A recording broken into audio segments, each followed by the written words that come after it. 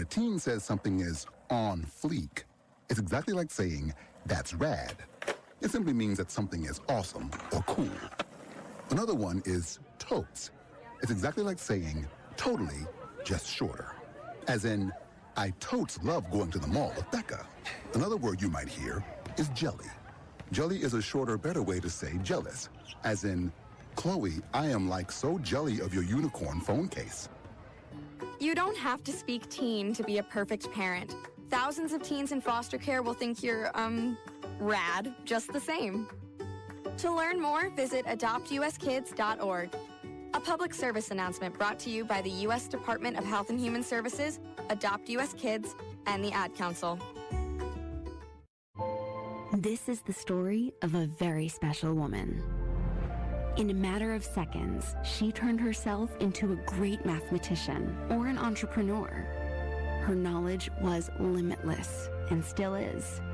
She could also make monsters disappear, especially those that lurked in the shadows under the bed.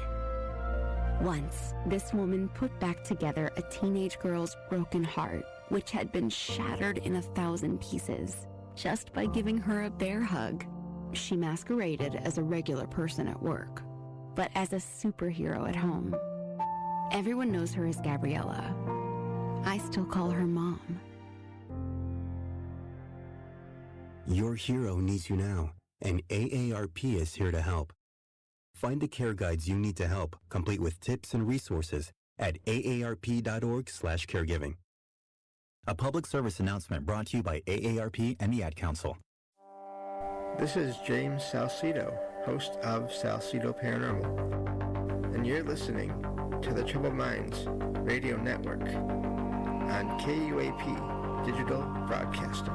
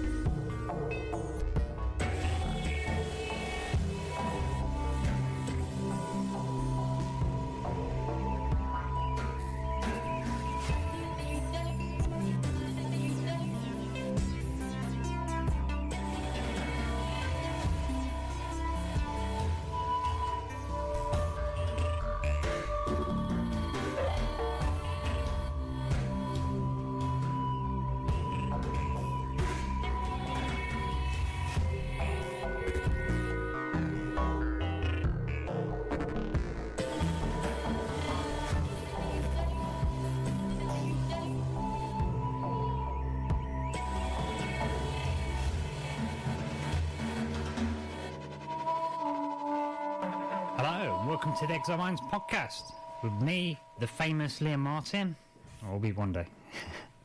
How's it going anyway? Hope you had a lovely day, ladies and gents. Thanks for tuning in today. Welcome to the show. Exile Minds podcast, Thursday, the 4th of May, 2023.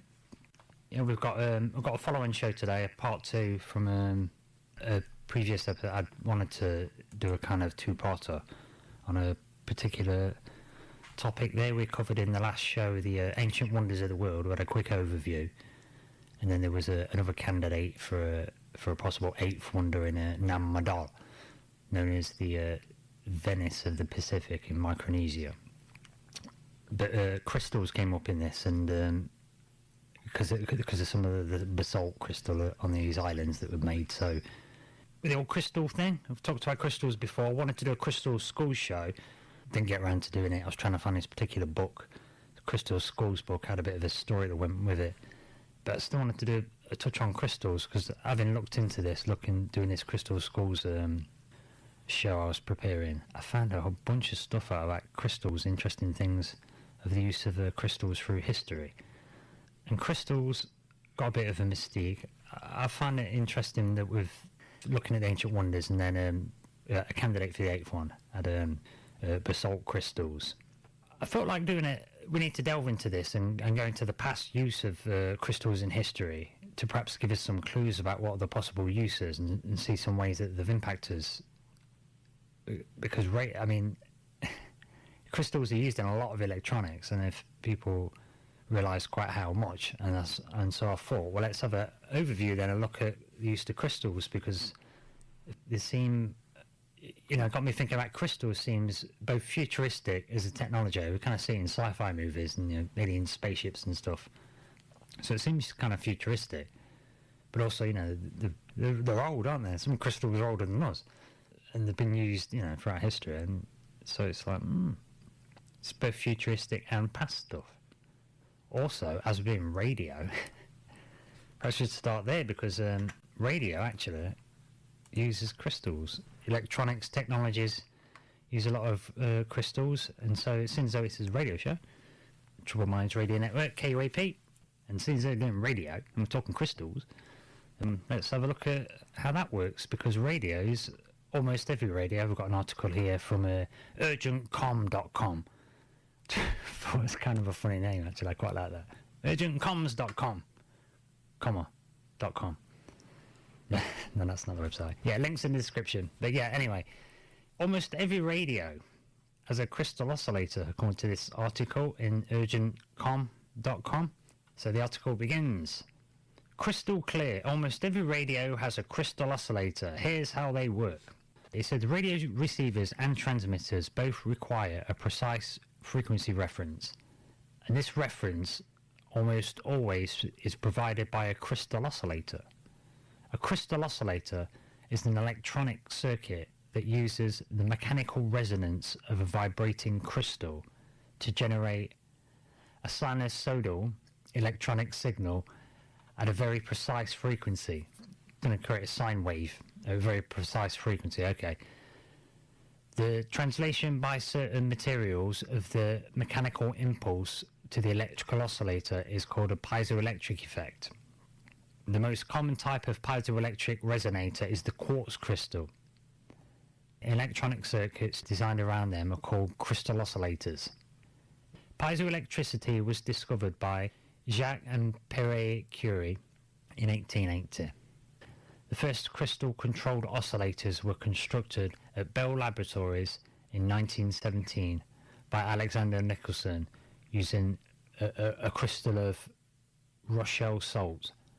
Walter Cady, a professor at Wesleyan University, built the first quartz crystal oscillator in 1921.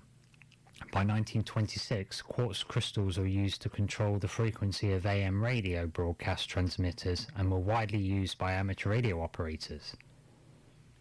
To illustrate the application of crystal oscillators to land and mobile radio, we will consider the Harris 800 MHz Master 2 repeater. The Master 2 repeater was manufactured from mid-1980s through 1993. It's still used for public safety and private LMR systems, but 800 megahertz rebanding in the United States caused many of the Master 2 to be replaced by a crystal oscillator, and the receiver was no longer supported. No reliable substitute was readily available. Modern receivers do not have this problem because a single frequency oscillator, usually at 10 megahertz, is used in all receivers, and the tune frequency is generated by a frequency synthesizer using the fixed oscillator as a reference. Although the Master 2 is obsolete now, the problem with receiver oscillators reveals. Okay, so I think what they're saying is that they used to use systems where using the natural resonance of a crystal to determine a fixed point to tune your frequency on, whereas these days they're just going to make a tone like from a synthesizer because you have to have a fixed reference. So yeah, so crystals in radio. Is everybody having a good time tonight?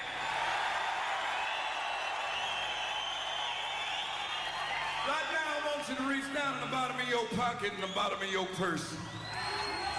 It's time to put on them cheap sunglasses. Some of y'all know the words, just shout them out with me tonight. We're gonna get real low down and real cheap with you, I mean to tell you.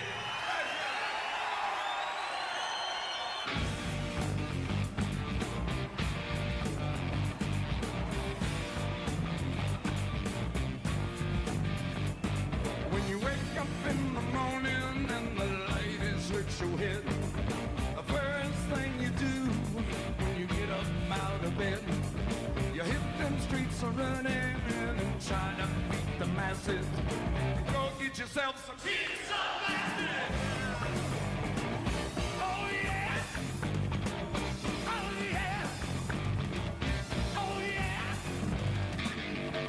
Spider little thing, and I followed her all night in a funky flannel Levi's and a sweater kind of tight.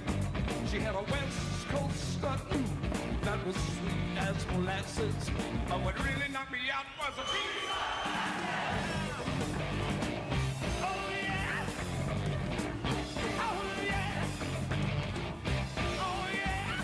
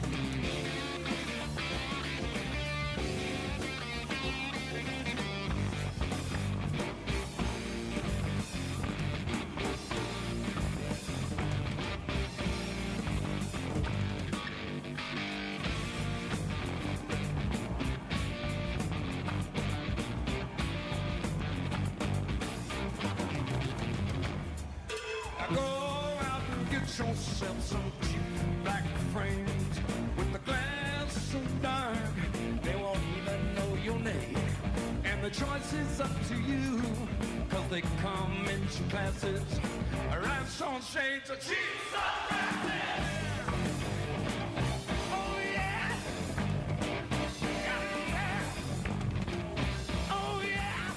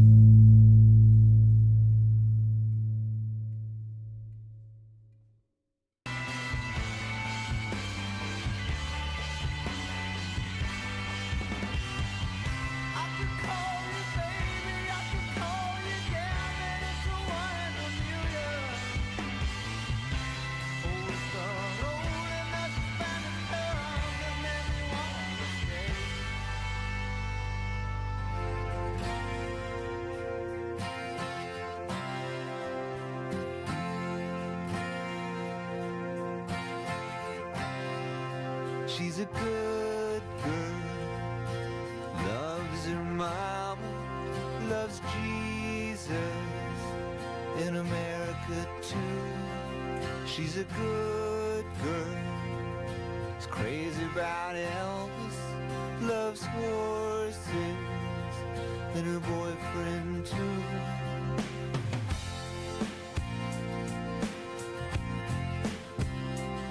And it's a long day, living in Reseda.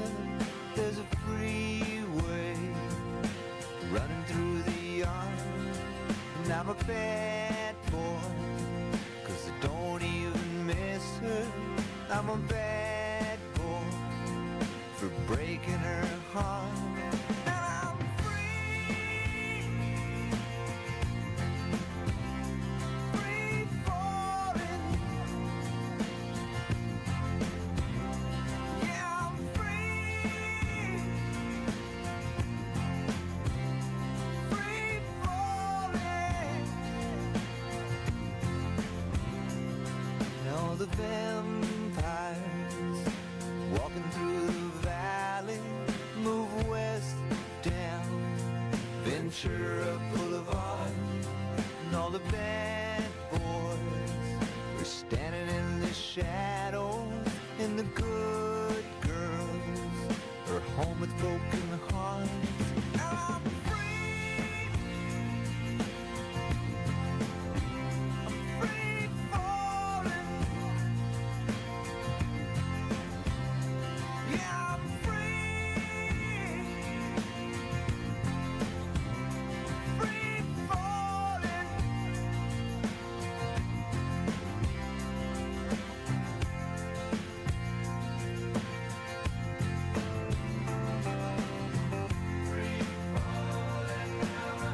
falling, free falling.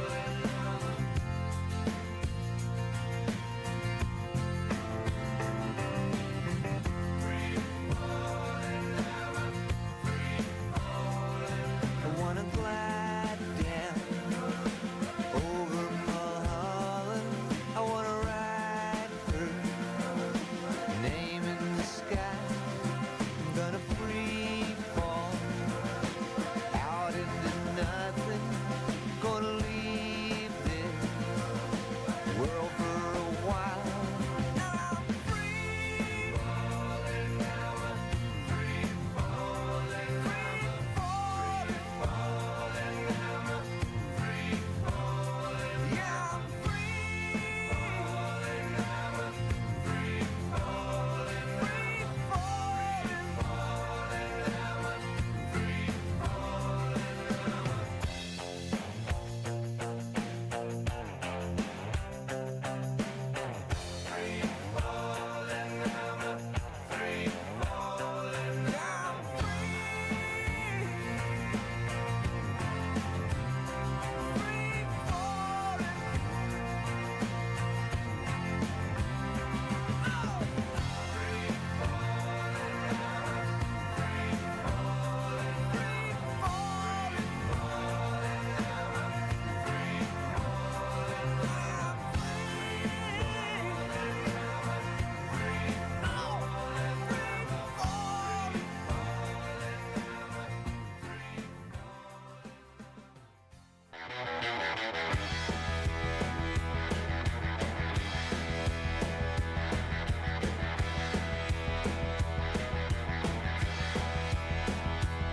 It was a beautiful day, sun beat down.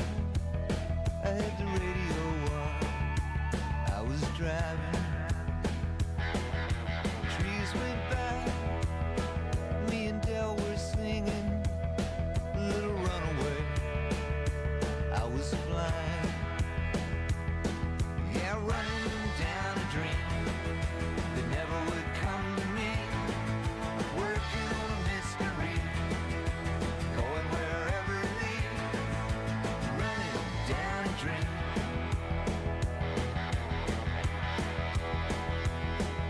I felt so good, like anything was possible. Hit cruise control and rub my eyes. The last 3 days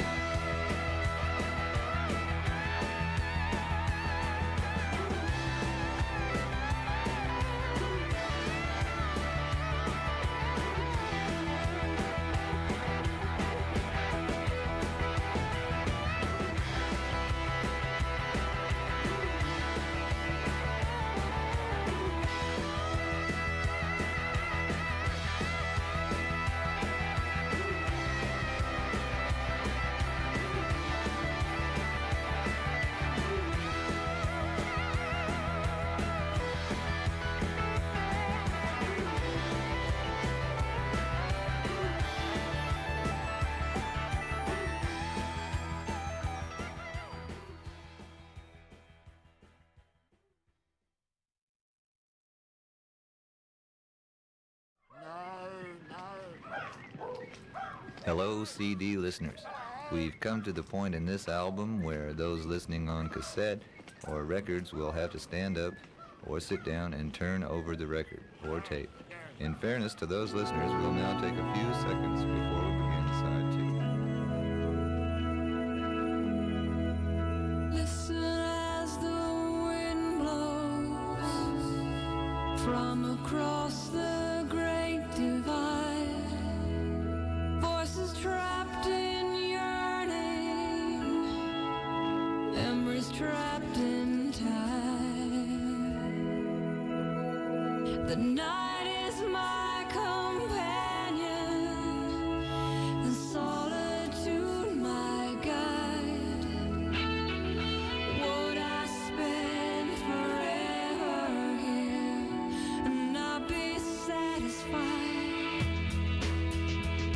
And I would be the one to hold you down, kiss you so hard, I'll take your breath away. And after I wipe away the tears, just close your eyes, dear.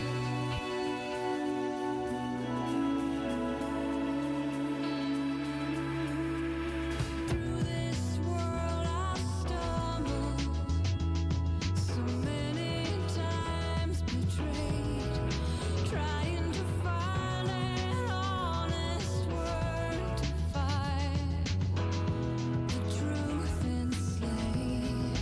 Oh, you speak to me in riddles and you speak to me in rhymes. My body aches to breathe your breath. Your words keep me alive. And I would be the one to hold you down, kiss you so hard, I'll take your breath away. And after I wipe away the tears, just close your eyes, dear.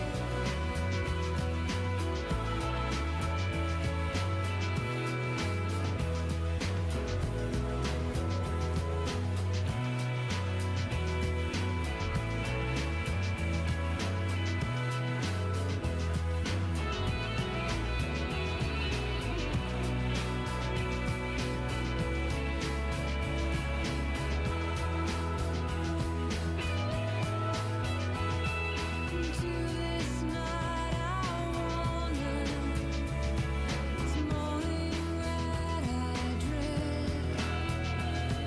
Another day unknowing of the path I fear to tread.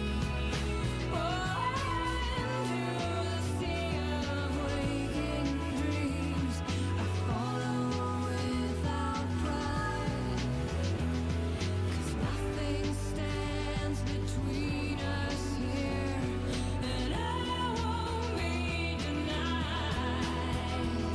And I would be the one to hold you down, kiss you so hard, I'll take your breath away. And after I wipe away the tears, just close your eyes, dear. I'll hold you down, kiss you so hard, I'll take your breath away. And after I wipe away the tears, just close your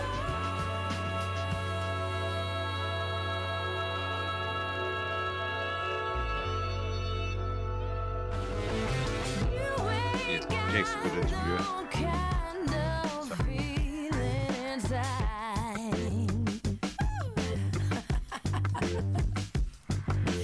I got something that will sure enough set your stuff on fire. I got something. You refuse to put anything before your pride.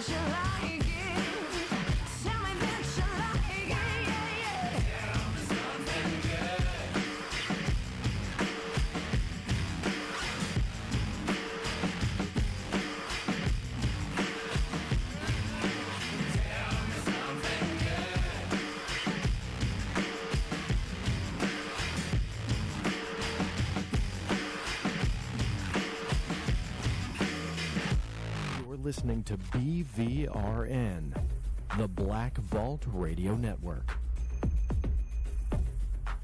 Just made excuses and wrote it off as stress from work or problems at home.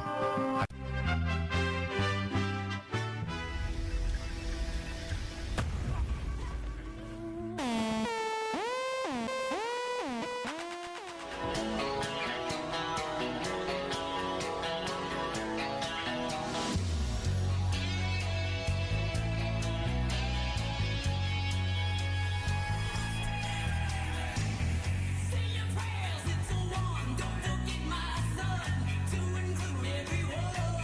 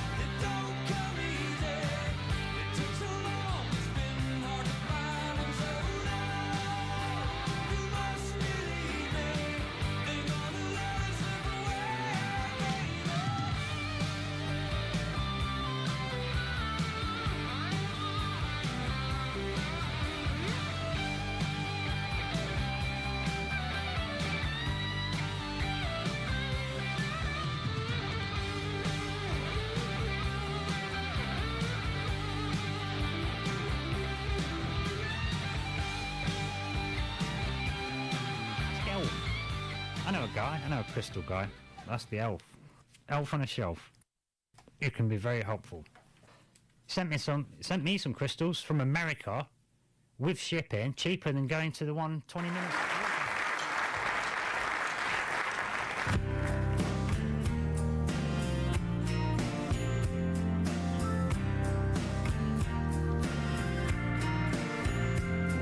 Dancing where the stars go blue, dancing where the evening fell, dancing in your wooden shoes, and a wedding gown, dancing out on 7th Street, dancing through the underground, dancing little marionette. Are you happy now?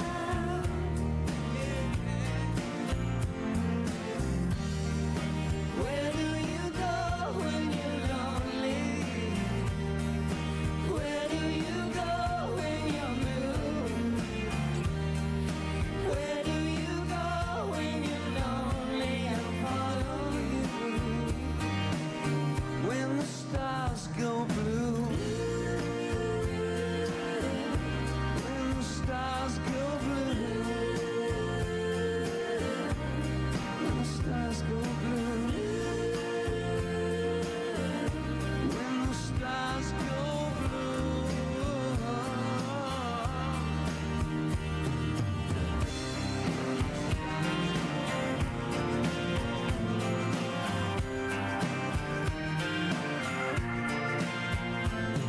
laughing with your pretty mouth, Laughing with your broken eyes, laughing with your lover's tongue. and a lullaby.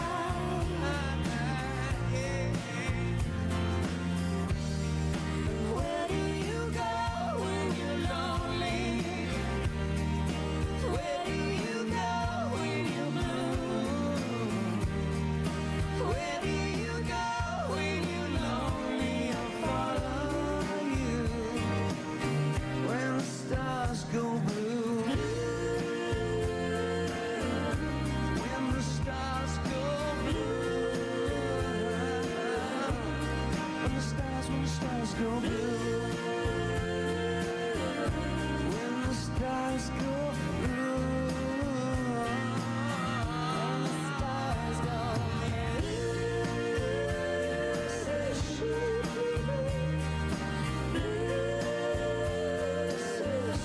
Stars go stars go when the stars go blue.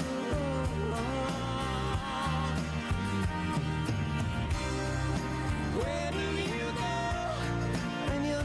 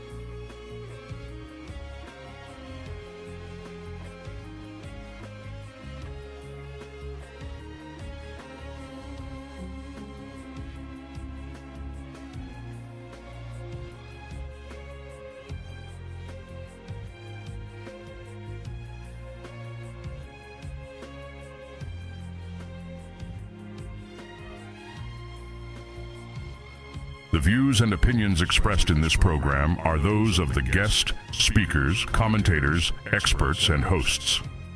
They do not explicitly or necessarily reflect nor represent the channel's policy or the views held by this channel or broadcaster. The broadcaster or its channel cannot be held accountable for all or any views expressed during this program. And now, the Underground Daily with Captain Jack.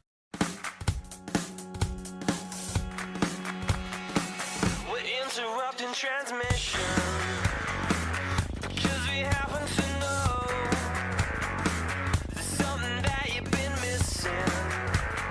Welcome to the show.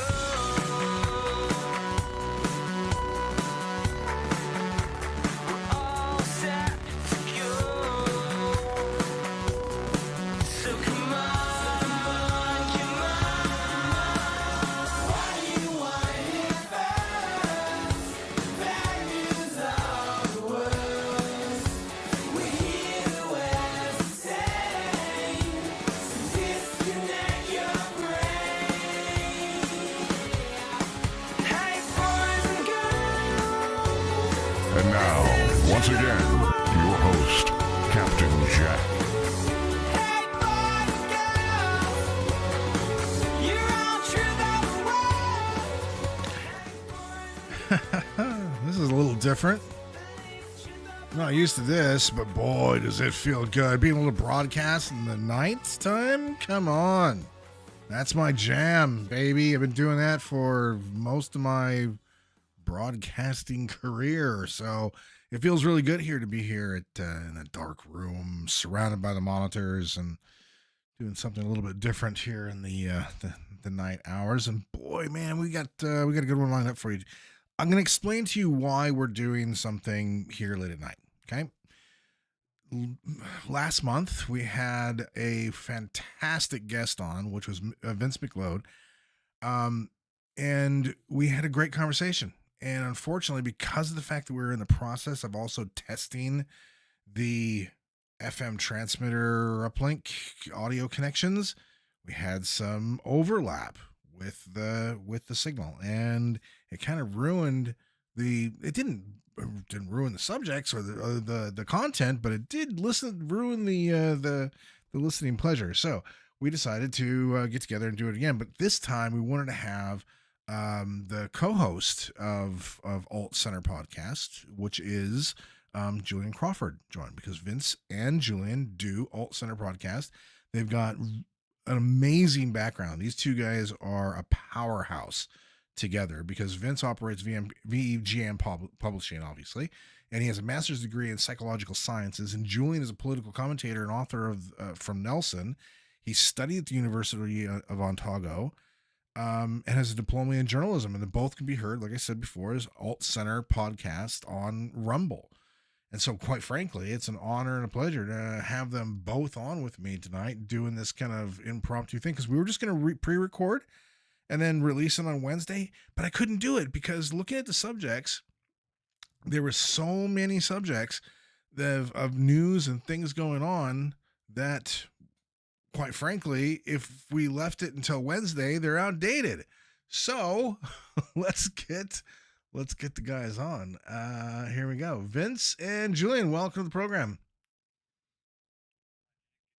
I can hear you fine. Who was that? Who was calling? No, who was calling on the phone? Because that's no worries. I have the same ringtone, so you gave me a little bit of a heart attack there. I kind of jumped and kind of went for my phone. I'm like, wait a minute, that's not me. It's great having you guys on. Welcome to, the Underground Daily After Dark. We did a Spaces the other night, just impromptu, just me and Jill, because we usually catch up when she's getting up for bed and I'm going to sleep. Oh, can't hear you. What? Hang on. Oh, just got told couldn't hear you. You guys there? Yeah, I'm still there. Yeah. Can you hear us now? Yeah, we can hear you now. Yep. Thank you. Good. Yeah. Cheers for having us on the show, Jack. No worries. It's good to be here. No worries. So yeah, no, it's great to have you guys. And yeah, so I was looking at the news and going, if we talk about any of this stuff tonight or any of the topics, even here, the stuff going on here in New Zealand, by the time we get to it Wednesday, it's going to be kind of old hat. So it just makes sense to, cover it down and we'll just rebroadcast it on Wednesday, an encore presentation. How about that? So yeah, it's really great to have you guys. Whew. All right. Now that we're all stable and settled in and ready to go, tell me about how you guys created before we kick off anything. How'd you guys get together and start doing your podcast together? Well, we've actually known each other for a long time because we live next to each other. We're basically neighbors in Nelson, and so we've known each other since about 2006. Actually, we knew each other since we were kids, to be honest, but we didn't really hang out that much until about 2006. And it turns out we've got a lot of political attitudes in common, and particularly the idea of trying to use reason to come to reasonable political conclusions instead of just chimping out and using emotion and rhetoric and just lies like other people tend to do. And so we found that there was actually a demand for that sort of thing. Like people are interested in listening to honest people because people have started to become aware that the mainstream media is just full of liars. Yeah. Yeah. So we're hoping that that takes off and we can get somewhere. Yeah. Yeah. Well, really, globally, when you look around at so many different big events, you look at what's going on in the UK, you look at what's going on in America, for example, and what I said at the beginning, what was it, July 14th? It was July 14th. Yeah. July 14th is whenever a former president of the United States was almost assassinated on live television, and the article stopped at the 19th. There's no more coverage. There's no follow-up. There's no anything. How long did we have George Floyd for?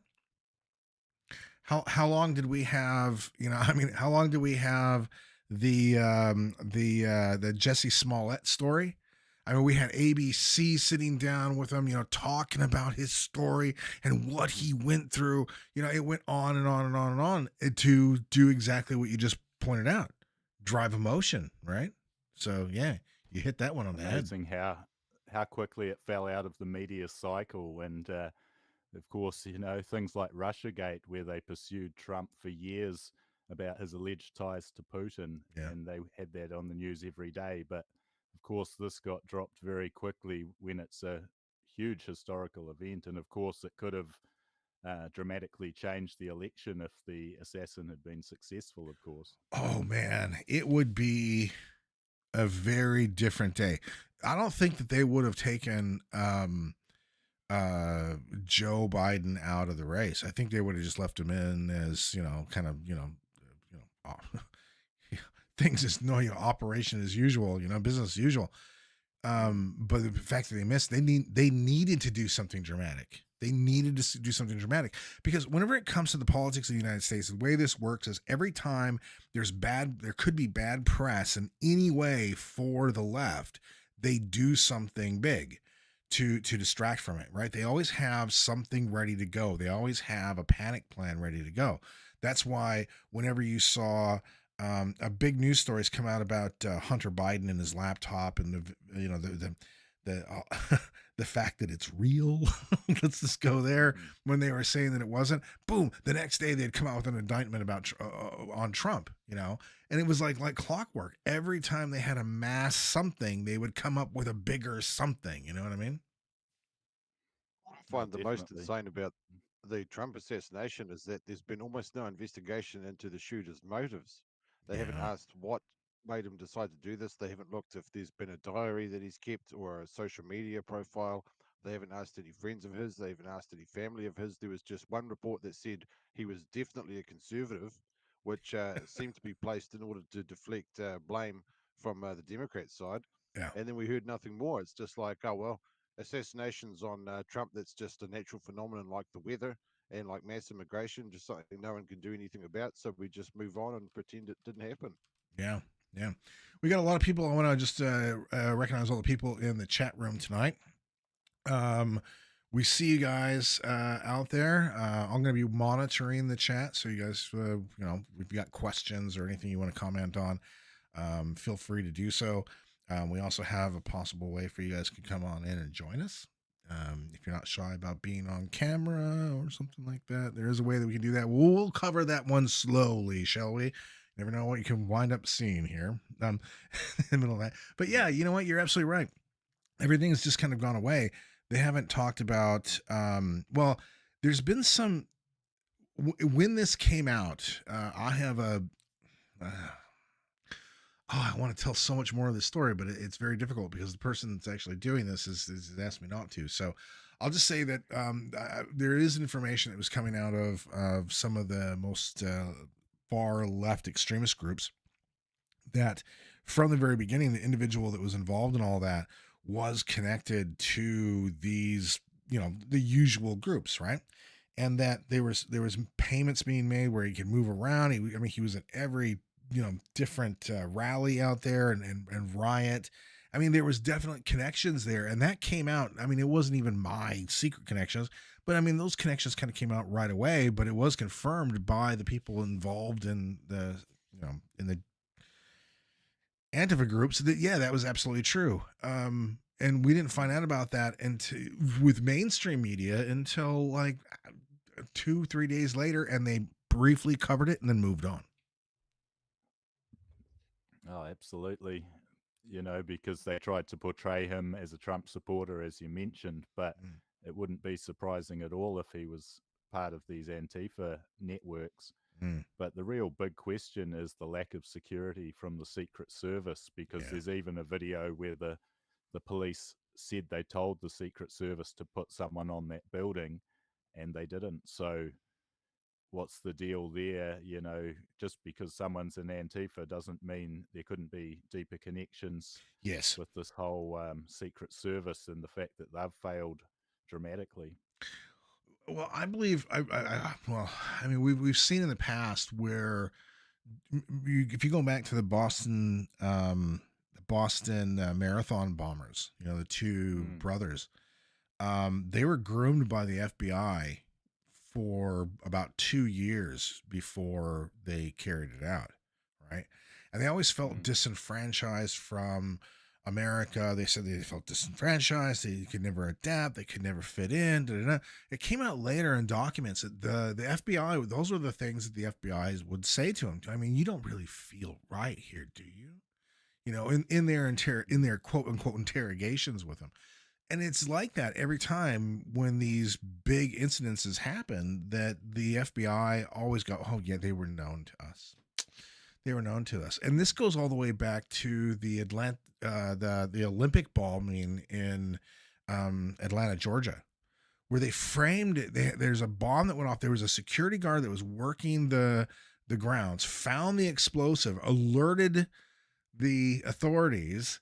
They were able to, defuse the bomb. And then that guy became the guy that planted the bomb suddenly out of nowhere. And the guy's like, I'm innocent. I never did this. It's just like after 9/11, there was the big anthrax scare, right? The big anthrax scare, all these people were getting anthrax. I think Mitch McConnell got something and it turned out that it was actually from a laboratory, and it was definitely weaponized, because it was definitely weaponized. But this one scientist guy that actually operated in that lab where it came from got pinned with the threats, and he maintained that he was innocent from the very beginning. But the news media and the prosecutors and everything else that they went after him, the guy wound up taking his own life.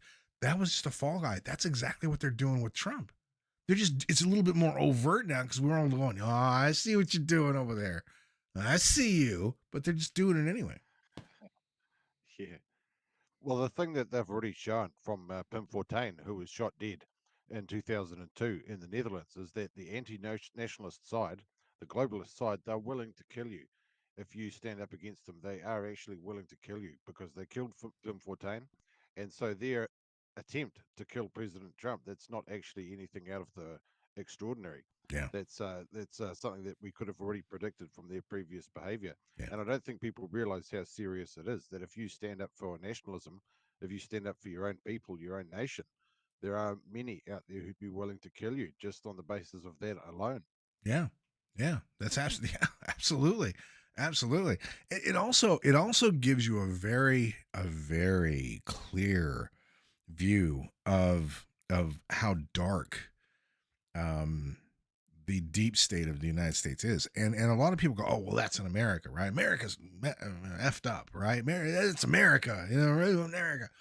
But and I don't say this to sound arrogant because I'm an American, but I'm saying this because it's true. The superpower of America is called a superpower for a reason. And it's more of a superpower than Russia is right now. Far more. And if a very nefarious group like the World Economic Forum get their claws in the most powerful country in the world with the strongest military in the world, the only choice that the masses that want to run away from whatever that becomes is China. It's like you're trapped between two massive evils. Believe me whenever I say you don't want to be trapped between the red dragon of China and the war machine of the United States, because for you, me, and the rest of us Joes out there, it's not going to be a good place here on Earth, because dresses and gender affirming notions are not going to save us. You know what I mean? It's like Poland, how they got trapped between Germany and Russia for so much of history, and that didn't work out so good. It's best not to be in the middle. Yeah. That's why I think the Anzac Empire, New Zealand, Australia needs to come together. New Zealand ought to federate as part of Australia, New Australia, perhaps we can call it, the Anzac Empire even, and try and attract high human capital from elsewhere in the world, because we can see parts of Europe already falling to bits really badly. We can see Britain is turning into a communist style police state right now. People are getting 20 months in prison just for saying Facebook posts that aren't even inciting violence necessarily. They just could potentially be interpreted as inciting violence if you take the most cynical possible interpretation. Yeah. So that's what their courts do, and they put people in prison for it. Yeah. New Zealand and Australia, if we come together and said, okay, we're going to have a freedom-based society, attract as many people as we can from Europe, we could potentially defend ourselves from the America-China war that seems to be coming down the pipeline. Yeah. Yeah. What do you think, Julian?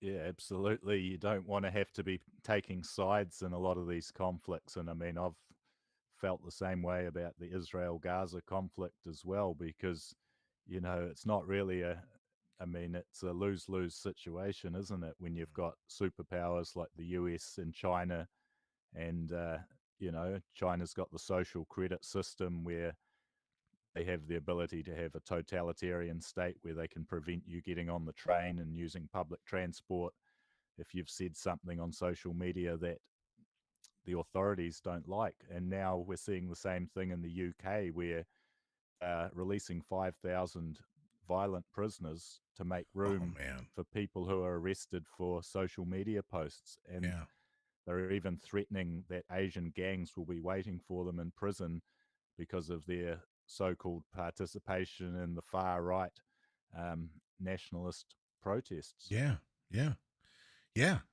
It's quite scary. Everyone's gone mad. I mean, really, honestly, everyone's gone mad. But you have to wonder. Okay, so as a broadcaster, as a podcaster, where you cover these subjects, you cover a wide variety of topics. What's your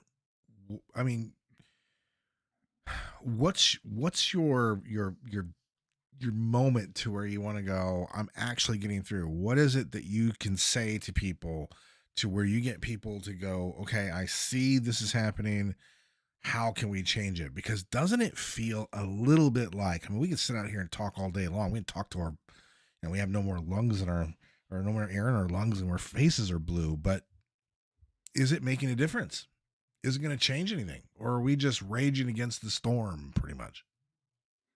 Well, I think the line from Fight Club was the best when Brad Pitt says our great war is a spiritual war. I think we can definitely win. We just have to think that we're not going to win by smashing the government like this evening. That's not going to happen. We have to put ourselves spiritually in the kind of position where we can win. And so that's about meditating, finding our inner self and getting to know our inner self, and, in my opinion, doing psychedelics and getting to know God. Right. Yeah, well, it's often futile when you're involved in politics, because the elite political class can just ignore the wishes of the public, apart from every 3 years when they have a vote. But often it does, of course, feel futile, but it's education just for people to withdraw their consent and to stop supporting, particularly the globalists that are pushing this World Economic Forum agenda, because you've got people on both the left and the right wing that are pushing this agenda. So it's not really about the left and the right anymore. It's really about the globalists versus the nationalists. So people are waking up and, they're looking for new political options. So it's good to be able to share ideas, and, the so-called Great Awakening is definitely happening. Yeah, yeah. Well, exactly why the alternative centre exists, because you have a lot of people, for example, on the right wing. They might believe in firearms rights, but they don't really care about cannabis rights. So they're happy to sacrifice the cannabis rights if they think that'll help them get better gun rights. Then you have people on the left who care about cannabis rights and don't really care about gun rights. They're happy to sacrifice the gun rights for the sake of cannabis rights. And Yeah. I think both of these approaches are really stupid and counterproductive. It would be much better to be an alternative centrist and just say freedom is one of our fundamental principles. And so we're for gun rights and for cannabis rights. Easy as freedom wins. Yeah. Straightforward. And then you don't have to spend all this time bickering one wing versus the other wing on these issues that really should just be sorted by a basic appeal to freedom. And then we can work on sorting out the important issues like housing and mental health and wages, etc. Yeah. And this is the thing about politics, and this is the thing that bugs me about politicians, no matter which side of the aisle they're on, is that they use those particular topics as well pawns on their chessboard. So and that a lot of people don't really understand. Like they'll hear a headline out of the United States, because American politics is very, very hard to deal with. It can be very messy, especially whenever it comes to legislation and bills. And what they do is they write these bills, and it's got 6,000 pages of technicalities with each bill. And then these are basically in the sense of the bill is passed, written in stone. To get it reversed is very, very difficult. And it's the same way here in New Zealand. Just like whenever Jacinda Ardern decided to change the gun laws, at the blink of an eye, and that happened overnight, but they couldn't change any other laws. They had to have referendums and spend money and have meetings and da-da-da-da. When it came to that, they just jumped into action and just, okay, everyone's got to turn in their guns, right? So in America it's the same way, but they write the bills and they're so thick that nobody has the ability to read all those pages and to know what's in the bill. Going back to 2010, 2011, around there, I mean, you had Nancy Pelosi, Speaker of the House, locking members of the Republican Party out because they wouldn't vote on the particular bills, and she would say you have to pass the bill to be able to read it. And they're going, no, we want to read it so we can pass it. No, you have to pass it if you want to read it. These are the things that they're doing. And so if we were looking at, let's say, cannabis legislation, like relaxing the rules about it in a way that's going to be helpful for people, because I swear by the CBD oil for arthritis, because man, that stuff, it's absolutely magic if you suffer from arthritis. It really is. And that's been really helpful, because that you can get freely. You can get it here in New Zealand now, which is great. Anyone has it, you can go to their doctor. If the doctor's willing to do it, get on it. If you like it and it works, do it 100%. But I mean, there's other things that you need it for, right? But so if you wanted to pass a law like that, they go, okay, well, we'll pass that law as long as you make sure we can tell children that they can become any gender they want. And they go, no, I'm not going to do that. I'm not going to pass that bill. Well, you can't pass this bill without that bill. They use these things as weapons. And in the meantime, us chumps out here, we're having to deal with their political foolery. You know what I mean? It's a bit more of the backstory as to how Jules and I got into alternative centrism, because we were both in the Aotearoa Legalised Cannabis Party from 2007 onwards. Jules was in it a bit earlier than me, but I joined from 2007. So we had a lot of political activity in common, going back all the way to back then. And what we discovered back then was, regarding cannabis law reform, it seemed to be that more people on the left supported it than on the right. But the people on the left also supported stupid things like hate speech laws and all this other nonsense. But the people on the right, we thought, they are always crying about government interference and having to pay taxes for unnecessary things. So we should therefore be able to appeal to them by these arguments. And so what we tried to do was maintain a general centrist attitude. It wasn't called alternative centrism then. We just had it unnamed, but we tried to keep a centrist approach in that we both appealed to people on the left and people on the right when it came to the arguments we were making for cannabis law reform. And then over many years, that's really evolved into what we now call alternative centrism as a general approach. Mm. Yeah, and you saw the referendum on cannabis, and it, like you say, it happened at the same time as a euthanasia thing. So they're basically saying, oh, you can vote to get high and you can vote to kill yourself at the same time. But they said that they were going to have a binding referendum on cannabis. Jacinda came out and said it would be binding, but the politicians, when they drafted the legislation, they only made the euthanasia one binding, and they made it so the cannabis one could have been completely ignored if they'd wanted to. But yeah, being in the ALCP, the Aotearoa Legalised Cannabis Party, that really gave both of us a lot of political experience because we were on the board in the boardroom, so part of like the executive of the party. So you really get to interact with the Electoral Commission and see how political parties function and also all the dysfunction. Like a lot of the time it was extremely dysfunctional, and you learn where that dysfunction comes from, and it's in the dark art of politics that the smaller the political party, the more dysfunctional. So that's a challenge for a lot of small political movements, is somehow getting that organization. And after we left, they moved away from the centre back to the left, where when the referendum happened, they weren't talking about the economic benefits.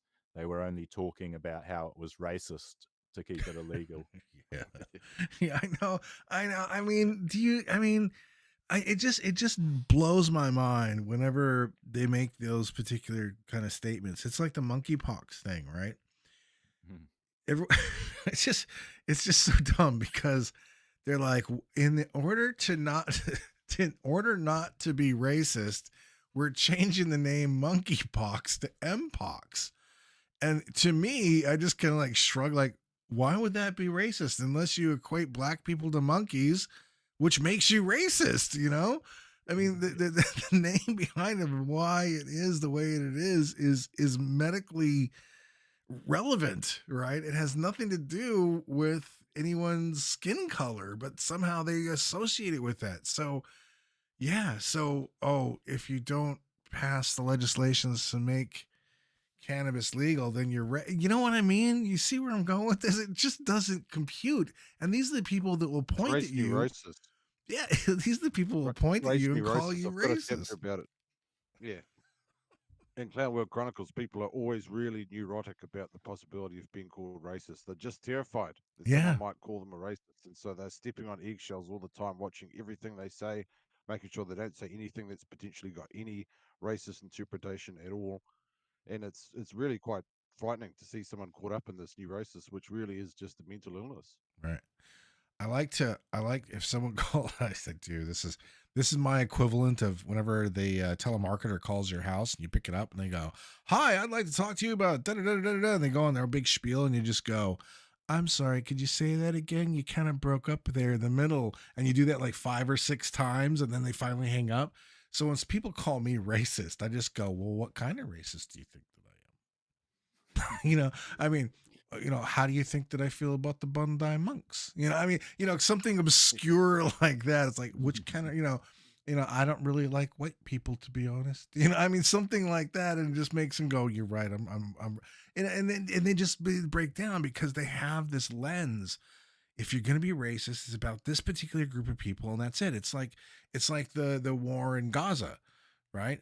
People are like shouting for Palestine and shouting for this, shouting that. Meanwhile, in India, the Muslims are slaughtering the Hindus, and I don't see a parade or a flag anywhere. Like John Mento didn't like pop up out of my garbage can with, you want to buy a flag for, that just doesn't happen because, quite frankly, it's just like Greenpeace. It's not profitable. It doesn't bring you the attention that you want. You know what I mean? Oh, absolutely. I mean, yeah, it's amazing how many people are getting on the Palestinian bandwagon in New Zealand and other Western countries, but a lot of these people on the far left, it's not compatible with views like Islam, where they don't have respect for women, they don't have anywhere near the same values as a Western liberal. So it's called the unholy alliance between Islam and the far left activists. And there's even a hierarchy, whether a transgender person is more important or less important than a Muslim and that sort of thing. And it's so dysfunctional because, they're setting feminism back decades and that sort of thing. It's not logical. And unfortunately, go ahead, Vince. It's really easy to induce massive cognitive dissonance in these people. Like if you see someone with a Palestinian flag, you can, like Jules mentioned, you can say to them, "Hey, do you understand that in Palestine they chuck homosexuals off rooftops? Like they don't, they're not merely prejudiced against them; they actually literally kill them. Like you can get the death penalty for homosexuality in like 13 different Muslim countries. So it's not really." Snopes says that's not true. It's not according to Snopes. Oh yeah, I've heard that one. I've heard that one online, and got a source. And then you've got to provide a source, and then it's not a source unless you're an actual expert. You've got to be accredited expert in this particular field. Otherwise, it's not an accurate source. And if people don't want to believe something, they don't ever have to believe it. You can deny anything you want until the bitter end. Yeah. All right, so do you guys get those kind of comments during your your past your shows and stuff? Do you get like the hate mail thing coming in? Yeah, I've actually got been a few on crazy my company people. page. Yeah. On my company page, I've actually got a column that's called Fan Mail, and it's just basically screenshots of abuse that people have posted in. It's quite funny.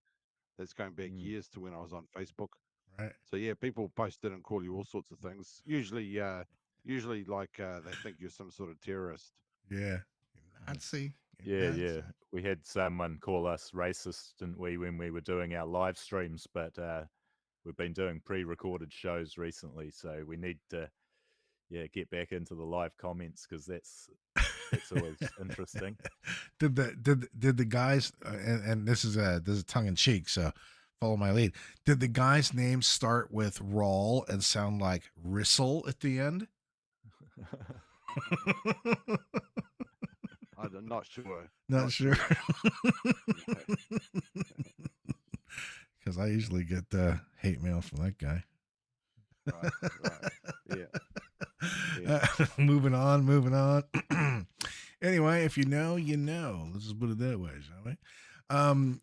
Well, you're going to experience that. But whenever you have governments that, like, a Dern government that wants to put into place hate speech laws, right? Which really translates into speech we don't like you saying because it might happen to be true, and we don't want that, which we're seeing right now on this is like right after the election in the UK, right? They just put this guy into power, right? And then bam, he's like letting people that macheted 12-year-old boys out of prison so he can put the Facebook criminal in, you know what I mean? And everyone's gone, oh, okay. So it makes me really, really laugh whenever I see these people waving their flags for Palestine going, they lived in an open air prison. They were locked up. It's, yeah. And then you go, wait a minute, you're the people that were okay with having a mask on your face and being locked into your room for months and thought it was saving lives. You know what I mean? It just doesn't compute. Makes me laugh about democracy too, because you've got all these people who say, "Oh, this Keir Starmer guy's really terrible. He's totalitarian. He's bringing in these prison sentences. It's like a gulag. How do we get rid of him?" And it's like, well, you got democracy, you do absolutely nothing for 4 years and about 10 months, and then you've got one day where you've got one chance that one day to potentially get rid of him for someone worse. And if you don't, it's 5 more years of hate speech and going to prison for saying the wrong thing on social media. Yeah. And I'm like, wow, what a system. That's awful. That's shocking. That's as Mm. bad as anything else, surely. Yeah. Yeah. Super Orwellian, and they're talking about bringing in the 4-year parliamentary term here in New Zealand as well. So that's even less often that you get to have a vote. But it's straight out of 1984. So hopefully we don't get this same hate speech stuff happening here to the same extent. Of course, as you know the police have already been visiting people because of their social media posts, and it was happening through the pandemic and that sort of thing. But hopefully we don't get to UK levels too quickly here, because it's getting out of control over there. A lot of propaganda trying to blame Tommy Robertson and the Reform Party. Yeah. Yeah. Yeah, it's and basically at the end of the day what they're trying to bring in is blasphemy laws, and it boy man, that's a slippery slope. But I mean, okay, so let's fast forward a little bit to today. Did you guys watch any of the DNC communist call in Chicago?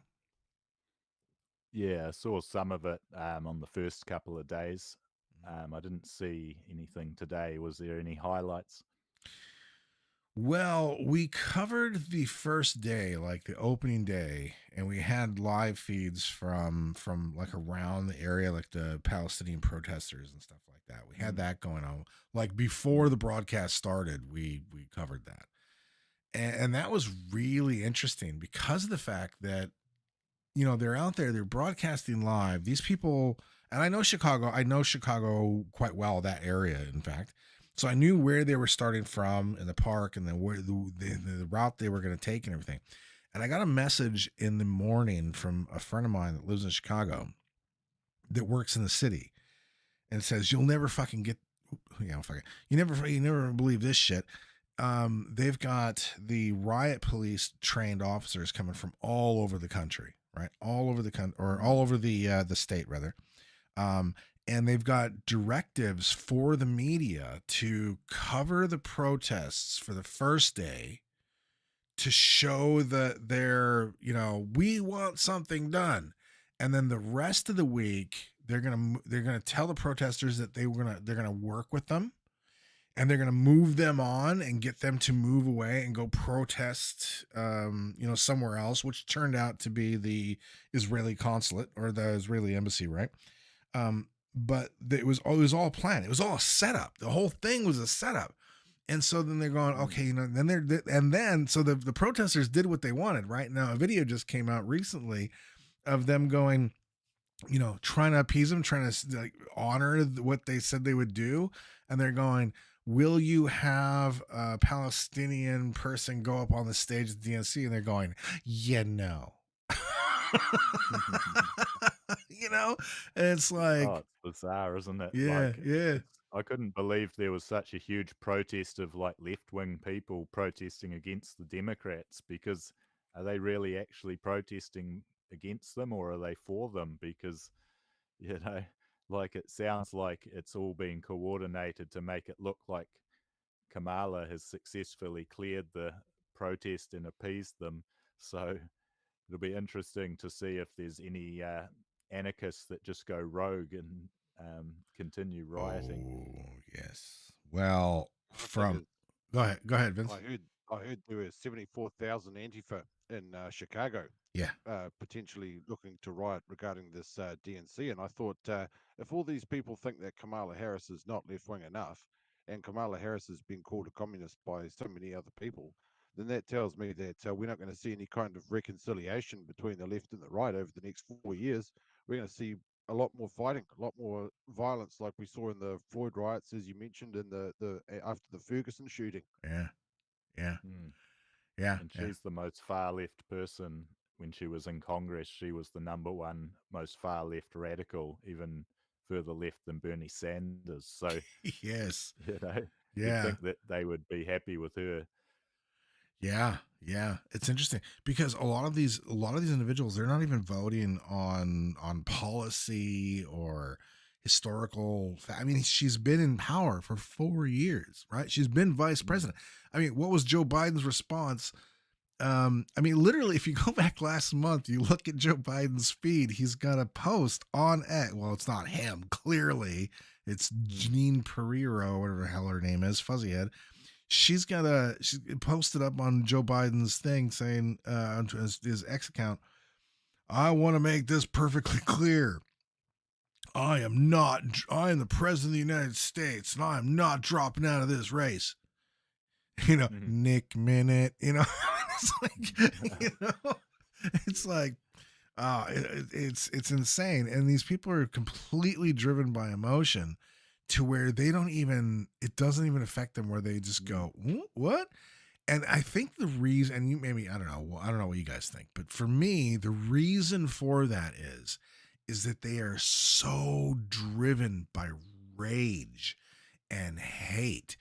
You could walk Jeffrey Epstein out on that stage right now and say he is actually our nomination because it was all a setup, and Oprah could come out and give him a hug, and I guarantee you that place would go nuts, and you would have the usual left-wing people on X going, oh, that's my president, guaranteed, because they're that blind. It's like clapping seals at this point, eh? Yeah. Yeah. Well, Kamala was the least popular vice president in history. And did you ever really see her do anything when she was in the White House? Because I don't think I even saw her and Joe Biden in the same room until recently. And she never visited the border when she was supposed to be dealing with the border crisis. So she's basically done nothing. None of her supporters can even name any of her achievements from the last 4 years. But if you look at her favorability in the polls, it's gone from extremely low, and then all of a sudden it's just gone vertical, and they're trying to make out that she's suddenly really popular. So that's the power of the media manipulation. Yeah. And did you know that if you notice, you see it with Obama, you saw it with everybody, they're using the word joy, right? It's that linguistic programming. Joy. It's been pushed in all the headlines of MSNBC, ABC. You watch. If you start watching, just look. Joy. And I guess one could ask, well, is that any different from MAGA, Make America Great Again? I mean, it's a slogan, right? Is it a slogan? Is it whenever we look at the left and go, psychological programming, or is it? I mean, how do you guys?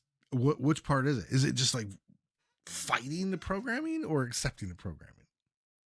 Well, we'd noticed this ourselves because Kamala Harris, we spoke about this on our Alternative Centrist podcast. She said that she wants to legalize cannabis because it brings people joy, and we need a lot more joy. So those were that exact word that you mentioned. Yeah, she'd been emphasizing that in the quote that we made on our show. So I think you're right.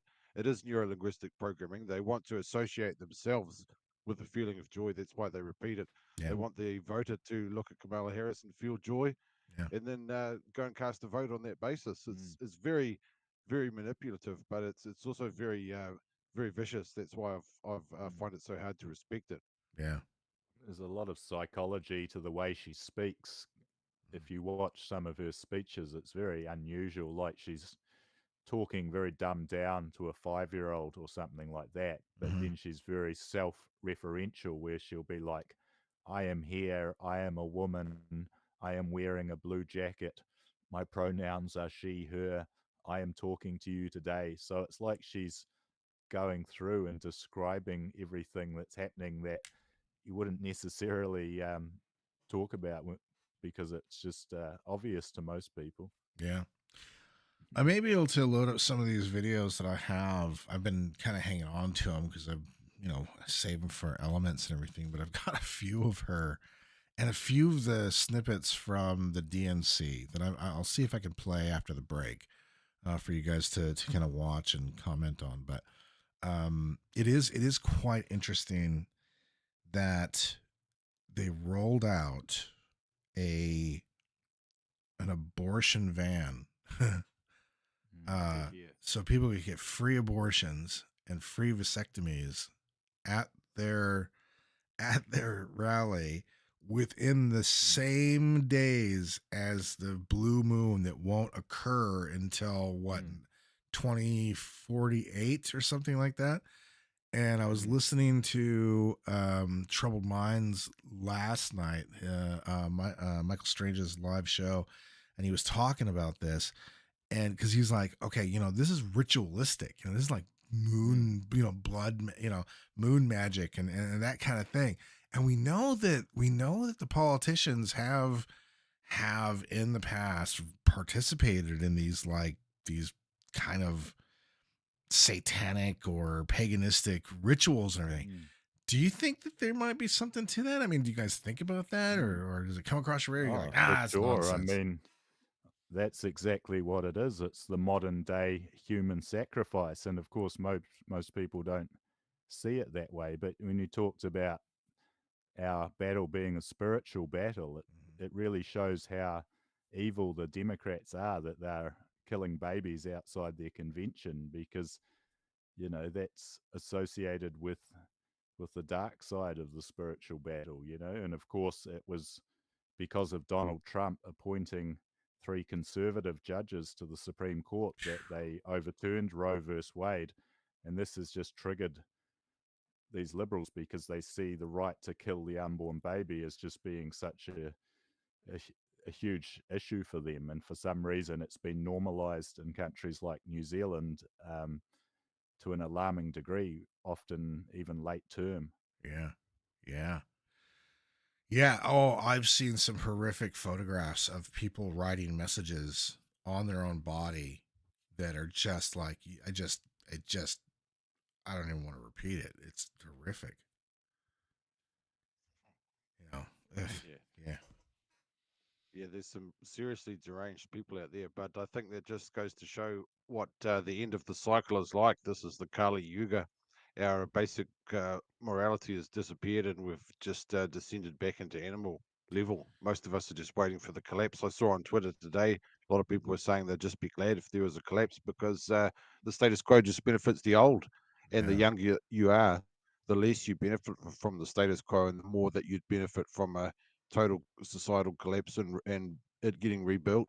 So it's really interesting. I don't think society can survive that tension where only old people want things to stay the same and everyone young wants it to collapse and totally change. Yeah.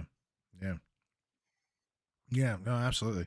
And I feel as if though there has been a shift. And again, going back to my roots of the kind of programs that I would have, we talked about things like, the end days, we talked spirituality, we talked paranormal, we've talked, all these different things. And it's always a fascinating subject to dive into. I've even had conversations with our minister here in New Zealand.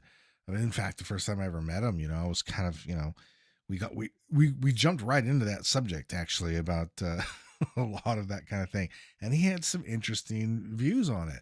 And one of the things I know from prophecy in the Bible is that in the end days, the madness will be widespread. That it's like one of the seals that are broken. So are we seeing that? Because let's face it, there's some crazy stuff going on out there. This isn't just like hippie stuff. This is like wild stuff, right? Well, it's Yeah, sort but of you've like got to that keep it. movie, Idiocracy. You've got to keep it into perspective. I mean, I think you go back 100 years, people are fighting World War One.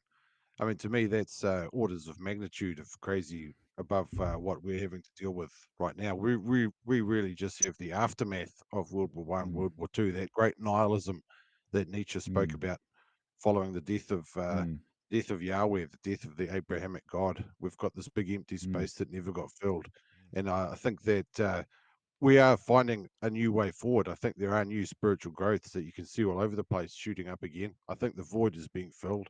It's just a very painful black time in between. Well, I mean, that's really part of the prophecy that you're talking about, is that the belief in God will go wear thin, so few people actually believe in a higher power of any kind, and there's atheism's become the dominant mindset, and that's really problematic when you're talking about morality and that sort of thing, because you can't have an objective morality in an atheist worldview. Yeah. It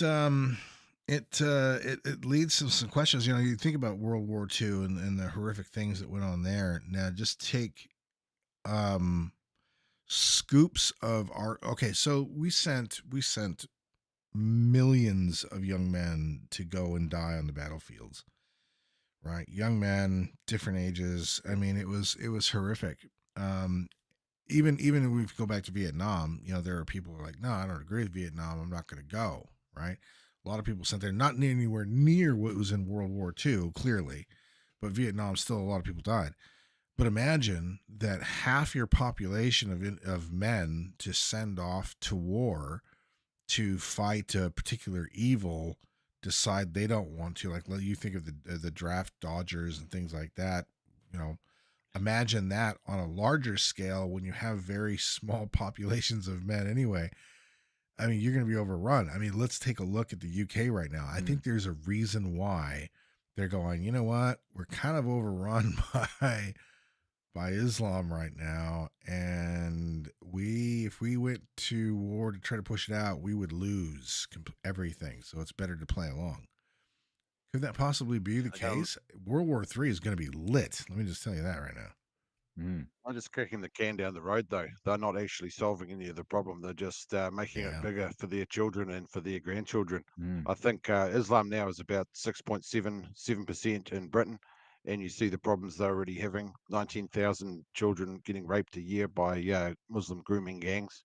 And so I think once that gets up to about 15, 20%, yeah, you're going to have widespread lawlessness, and I don't know if it'll even go that far before someone lights the fuse and a European-wide civil war kicks off, which I've actually predicted since the first time I was in Europe, 2002, because you could just tell by the body language how hostile it was, hostile body language between Europeans and Muslim and African immigrants, and you could tell they hated each other and they wanted it all to end. Yeah. You can really see the devastating impact of World War I and II on New Zealand, because originally it was planned that New Zealand would have 20 million people living here. And, you know, we've talked about how the height of civilization was really in the 1890s and the early 1900s, when the architecture was amazing. There was trams and cable cars and trains everywhere, and people wearing top hats and going around in suits, and it was super civilized. And after the world wars, that all went into decline, as well as, you know, spiritual decline, because people had traditional family values in the old days, and a lot more people believed in God, and of course often went to church and that sort of thing. But that's preferable to having a society governed by atheism and nihilism and that sort of thing. Yeah. Well, I do believe that I really want to keep hoping that there's going to be some kind of change. There's going to be a shift, and there's going to be some kind of unity and everything like that. And other than aliens coming down or a giant asteroid, I got nothing. You know what I mean? Because that's what all the movies told us, right? All we need is a Ben Affleck and some, you know, and everyone. We need is a mass psychedelic awakening. We need to reinstate the Eleusinian mysteries and get all of the high human capital to come and participate in them, and then go and tell everybody else that there is no reason to be afraid of death. I just got reminded here in the chat room that everything we're talking about right now, the UK police will be kicking down our door any minute now, because you know, this kind of conversation, they don't like it. And this is really interesting too, because I get email from people that are Muslim, you know, and they say, look, we were actually the ones that actually did escape, and like all the ones we tried to escape are just coming over on the boats, and we're right back where we were. We didn't escape anything, you know. They're the true ones that are trying to escape and trying to, you know, just carry on with their life and have a normal life. They can't, because they keep letting in the people with on the boats. So you're not helping anyone. You're definitely not helping the Muslim community. And so whenever they say, oh, we're going to put blasphemy laws, you're just imposing that same thing on true blue, real refugees. makes no sense. Well, it's a fact. It's an established fact in the psychological literature that the people who are most against the new waves of immigrants are the previous waves of immigrants. They're not the natives. It's not the natives who oppose the new ones the most. It's the ones who have already come in from those same groups, but who, like you say, are not the low human capital ones. They're the high human capital ones, and they don't want the bad reputation that's going to affix to them when the low human capital ones start moving in and start committing crimes everywhere. So they're the ones who would like to keep things the same. It's the same in the United States. The earliest Mexican immigrants were the ones who most strongly opposed the new ones. Yeah. Oh, yeah. Yeah, absolutely. I grew up in New Mexico, and there's had a huge population of individuals that came from Mexico that, went through the proper process and everything. And, oh, man, they would get mad because their jobs were being replaced by someone who just walked across the border or paid someone to get them in because of the fact that they're wanted in Mexico. They're just running away and needed a job, and that's what they're doing. And people that came to the United States legally were just like, no, not having it. Multiculturalism's really a huge crisis, because once you've got all these different cultures in your country, how do you then get rid of them again? It's not so easy. Of course, in the US, Trump is talking about deporting the illegal immigrants, but there's millions of them. They don't even know how many they are. But both with the illegal immigrants and with all these wars happening, the only real hope is that Donald Trump gets elected. That's why it's ridiculous when people criticize Trump so heavily, because he's the only one with a shit show of ending the war in Ukraine and doing peace deals in the Middle East and that sort of thing. So, I think he's really the only hope for world peace. Otherwise, World War III is just going to kick off. When we talk about the fracturedness of the Democrats and the progressives and the left, and you see it with the Antifa riot, Antifa people in Chicago right now. It's the same. There's this thing that they can't reconcile, and it's like the transgenderism with feminism. Feminism is being damaged by transgenderism, but because they both want to stand on the left side of the aisle and don't want to give anything to the right, they just kind of support each other while hating each other. And you have that situation going on right now with Antifa and the DNC and the Palestinians and the DNC and the Democrats. They want the Democrats to do something. The Democrats want to do something. They want to do all the things that the Palestinian protesters want. They want to come down on Israel. They want to give Iran more power, but they can't. So they hate each other. And then the people that are supporting Palestine also support the war in Ukraine, but Ukraine supports Israel. It's like nothing can be reconciled, so they just don't talk about it. You know what I mean? They just don't say nothing about it. You mention it to anyone and they go and they walk off. They don't want to talk about that part of things. It doesn't make sense. It doesn't make sense. It's the cognitive dissonance again. Once people get too much cognitive dissonance, they start dissociating and just can't discuss the topic anymore, rather just talk about something else or just walk away. Yeah. It's wild. Absolutely wild. All right, we're coming up to the top of the hour, and if we are going to rebroadcast this on Wednesday during our regular broadcasting schedule time at noon on Wednesday. So we're going to adhere to the broadcasting play clock. That means we're going to take a break, but unfortunately, we're going to be playing old news and music and our advertisements. So stay where you are. I'm going to put you guys into the mute box over there. Oh, hang on. Oh, there we go. We are streaming to X on my personal account and our Underground Media Network account. We're also streaming out there to YouTube and Rumble and Twitch. Now, last night we added some more social media platforms to push out to because we want to overload the system. We're back on the Starlink. And so the idea here is to push all this stuff going everywhere, going out to the FM station, going out to the encoding system on the MP3 only. It's all going out there one time. And we're going to see if we can overload the system and see if our systems hold up there. So stick around. We'll be back after these messages. I am your host, Captain Jack. I'm here with Vince McLeod and Julian Crawford. And boy, we got more to cover. So don't go away. We shall return after this.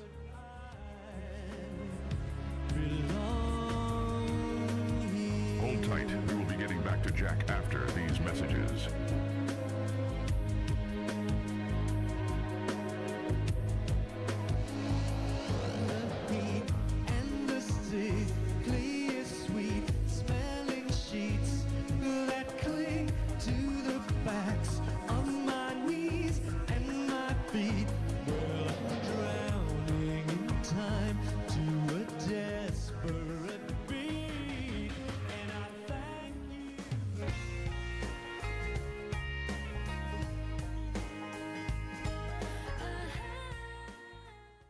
U.S. Justice Department had said in a legal brief submitted last month that TikTok's owner, China-based ByteDance, as well as the platform's global and U.S. arms, were not entitled to First Amendment protections. TikTok attorneys argue the platform's U.S. arm doesn't forfeit its constitutional rights because it is owned by a foreign entity. They drew a parallel between TikTok and well-known news outlets such as Politico and Business Insider, which are owned by a German publisher. What do you want, David Excel? The creamy mayo XL? It's the same, but XL. XL flame grilled beef, XL cheese, XL creamy mayo, and XL all the other stuff.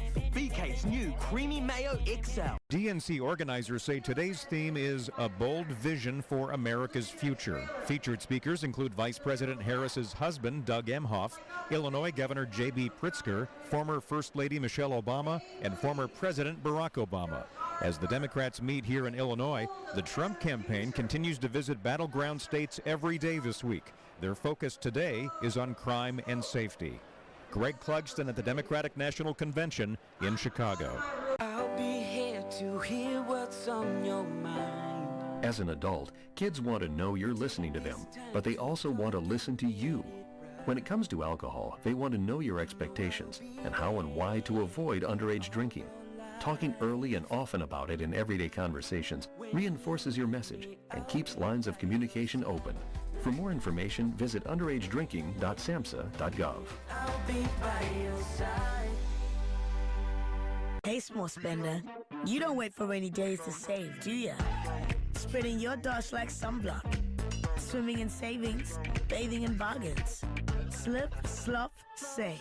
Yes, Barbie Queen. Throw another bargain on the Barbie. Make a splash for less cash. Pluck out specials. Trim down costs. Yeah, you get out there in budget. Forget 5 stars. You've got way more than that. The Warehouse, where everyone gets a bargain. A new Emerson College polling, the Hill survey, is favorable toward both Republicans and former President Trump. It shows Trump-backed GOP senatorial candidate Tim Sheehy leading incumbent Democrat John Tester by 2 points.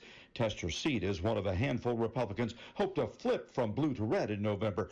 Voters in the state also favor Donald Trump over Kamala Harris by 15 points, 55 to 40%. Bob Agnew reporting. Over a year, your roof puts up with a lot. Problem is it all ends up here and here, creating problems you really don't need. Solve all this by calling us, Gutter Solutions, for advice and installation that will stand the test of time. Email from school about the incident today. Scary. You know, teachers like me, parents, we don't always know as much as you guys do about what's going on with other kids. Half the time, it's rumors. Yeah, but if you're ever concerned about a friend who's having trouble with alcohol, prescription drugs, anything, you need to tell an adult, someone you know and trust. That can be hard, but speaking up about a problem is what helping a friend is all about. For more information, visit underagedrinking.samhsa.gov. All this week in Chicago, Planned Parenthood says it will be providing free abortion pills and free vasectomies to convention goers and anybody else who wants them. The giant abortion business has set up a mobile clinic not far from the United Center where the Democratic Convention is taking place. Pro-life advocates, including Kristen Hawkins of Students for Life of America, say this blatant display is proof that the Democrats are the, quote, party of death. Michael Harrington, SRN News. Upgrade to energy-efficient appliances at Harvey Norman, and you could save on electricity costs. The more stars, the more energy savings. If you own an older 2-star appliance, the latest technology makes new appliances far more energy efficient. See how much you could save.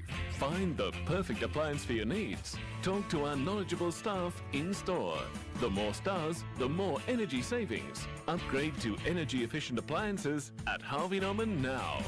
Do not adjust your radio. You heard that right. The new Labor government says it will introduce a law that will make it a crime to say anything that can be considered Islamophobic. This action follows protests against illegal immigration in the UK. Most of the illegals are Muslims. A swelling chorus of voices, right, left, and center, is being raised against the introduction of a law that would function not much differently than blasphemy laws in Muslim nations. Michael Harrington, SRN News. Dr. Oren calls the obituary for Ismail Haniyeh in the New York Times. It's probably the lowest level of American journalism I've ever seen, and that's quite a record to break. Oren says the terrorist leader killed in Tehran is responsible for the deaths of Americans and Palestinians, in addition to the thousands of Israelis he's killed. It's unspeakable that somehow we are being blamed for blocking peace by taking out mass murderers. Dr. Oren was interviewed by the Salem Radio Network. Bob Agnew reporting.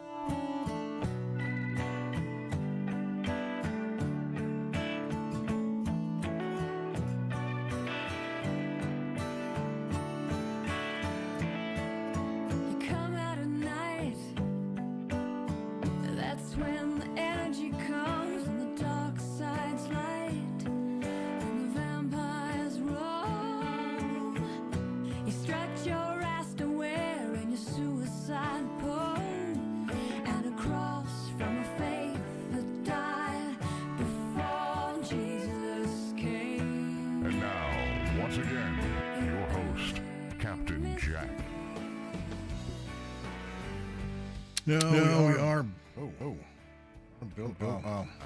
Stand by. My hauler. I hear myself twice. Turn that off. That's weird. Why that's happening? Let's see if we can fix. Oh. That might help. No. All right, let's get the guys back in here.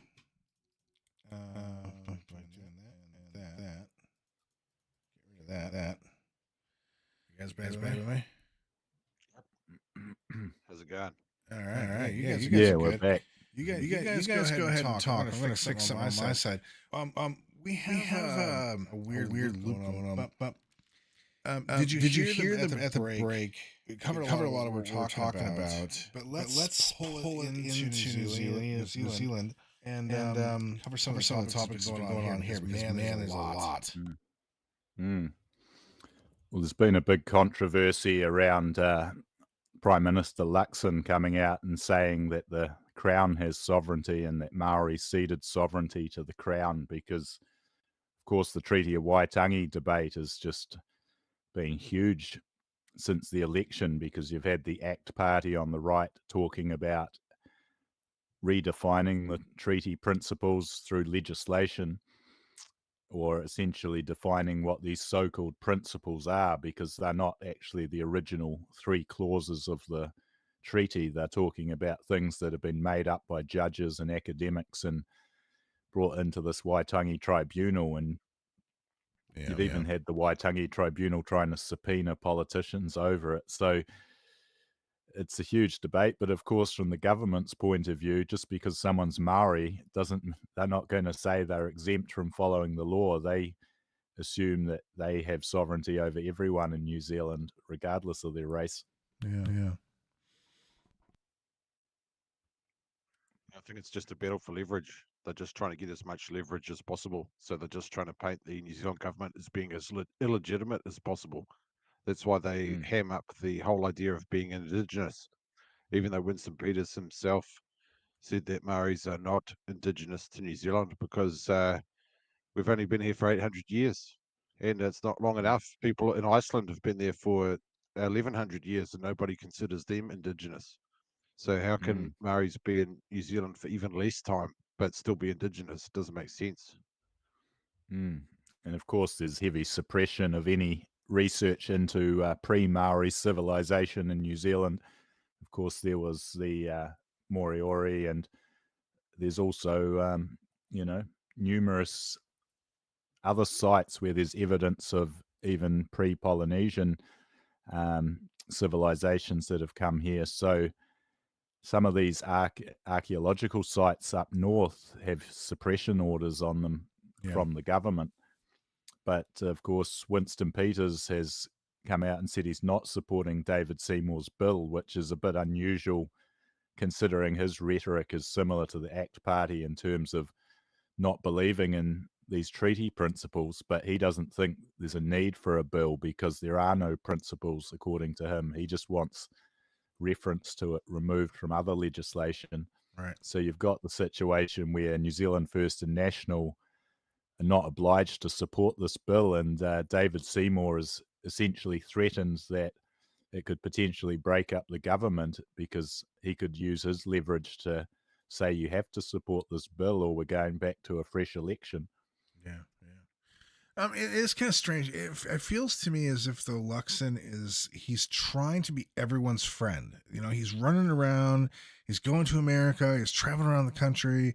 It's like he's so desperate about becoming popular. Like someone told him the best thing you can do is win the hearts and minds and, make everyone happy. And so he's running around trying to do that. And in the process, he's moving away from what people want him to do. Absolutely, yeah. Just trying to appease everyone, but sitting on the fence. Of course, we talk about being centrists, but we don't sit on the fence usually unless it's a lose-lose situation. But we take the best ideas from the right wing and the left wing and everyone in between. But someone like Luxon's really sitting on the fence. He's not committing to the same sort of agenda as ACT or New Zealand First, who want to scrap this treaty principles nonsense.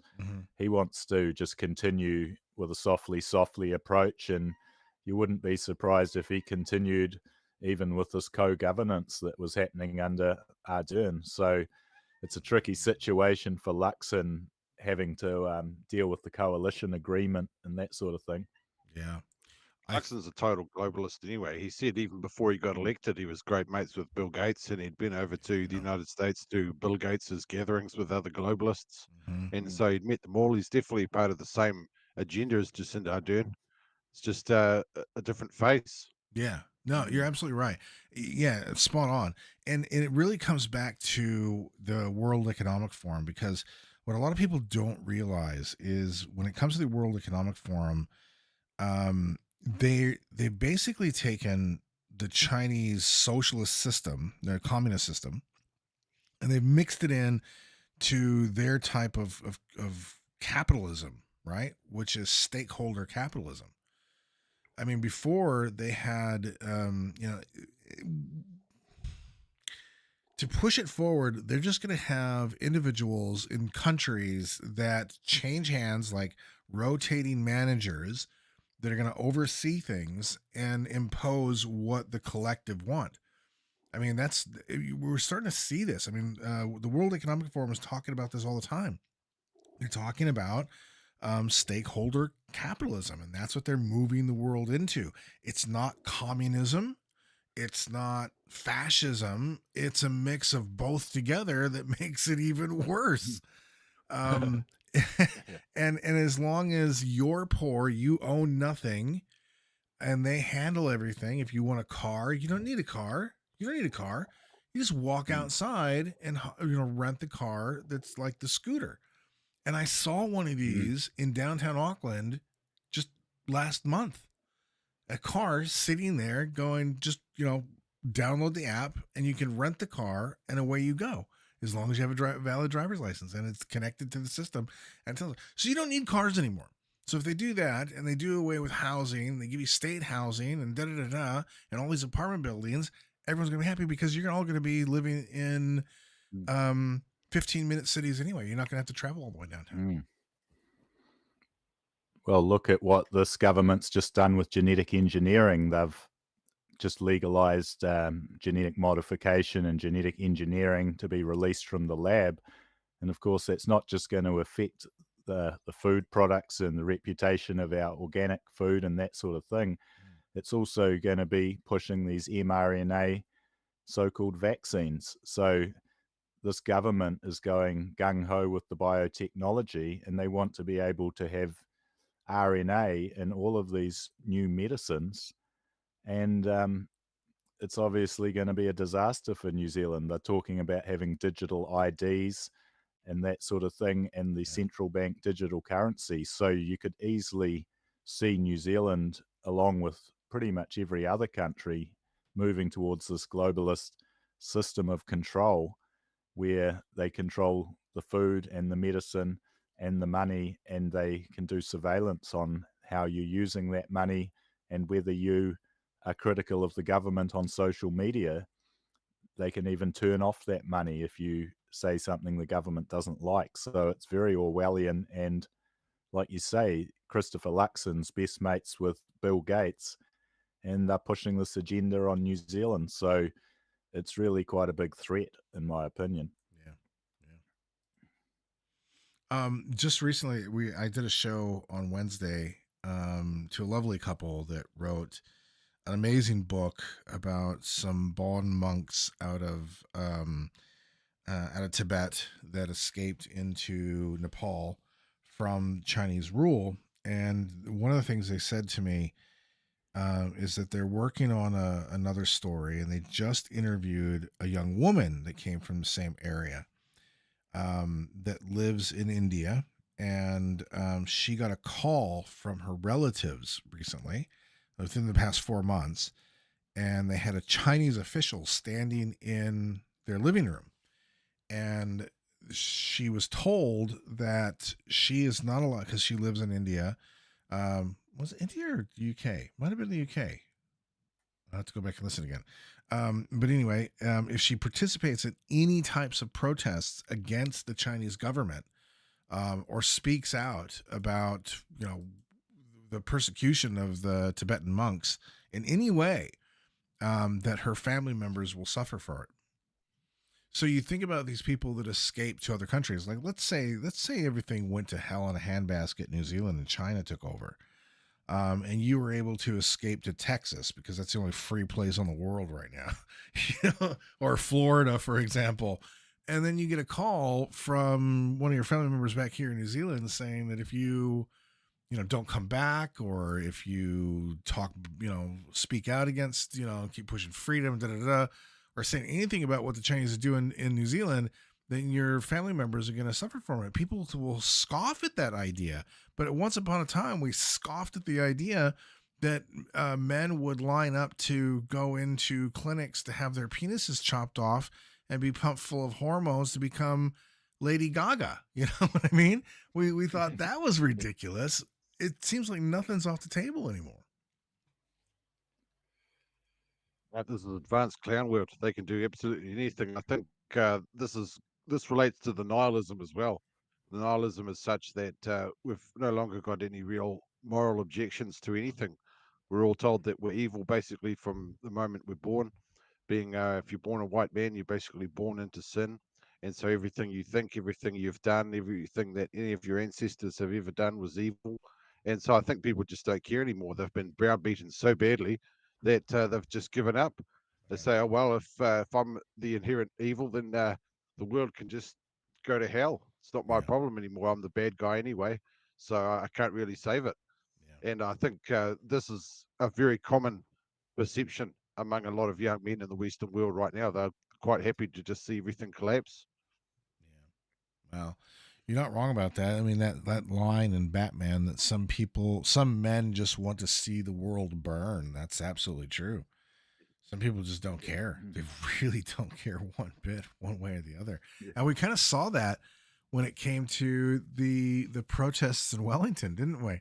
During the mandate protests. I mean, some people, they didn't care of the fact that their freedoms were being stomped on, that they didn't even acknowledge the fact or realize the fact that they were they're prisoners in their own home. You know, you couldn't talk to your neighbors. Remember that one? Just in there, don't talk to your neighbors. You know, don't. And it's like, I don't know. Some people just aren't cut out for defending themselves. These are the people that usually lead to extinction. We should just let Darwin do its thing for a while, shouldn't we?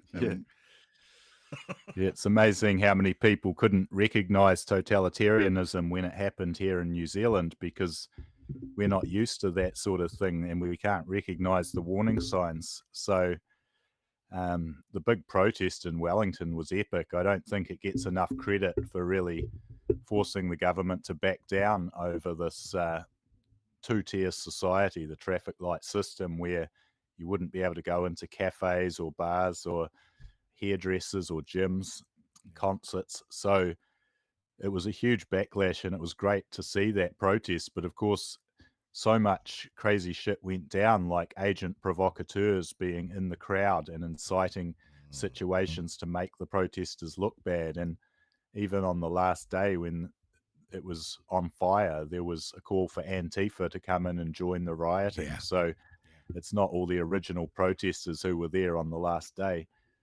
Yeah, no, that's absolutely right. And you see that because you can tell, you can spot the left-wing agitators, because they wear the masks for two things. They wear the masks to virtue signal of what side that they're on, and with this whole wink, wink, you know, nudge, nudge, we're just trying to stay safe kind of thing. And they're also trying to hide their identity. And we saw that during January 6th with the Antifa that attacked the U.S. Capitol. You know, they said, it was completely just right-wing extremists, right? They were armed and it was insurgency, when in fact you have video after video after video after video of these guys that are Antifa putting on their, you know, MAGA hats and doing the stuff there. This is a tactic that they use. Even the Patriot Front and the Nazis that come out, you know, they're all these agitators. They're not real people. They're all NPCs. They're fake. Yeah,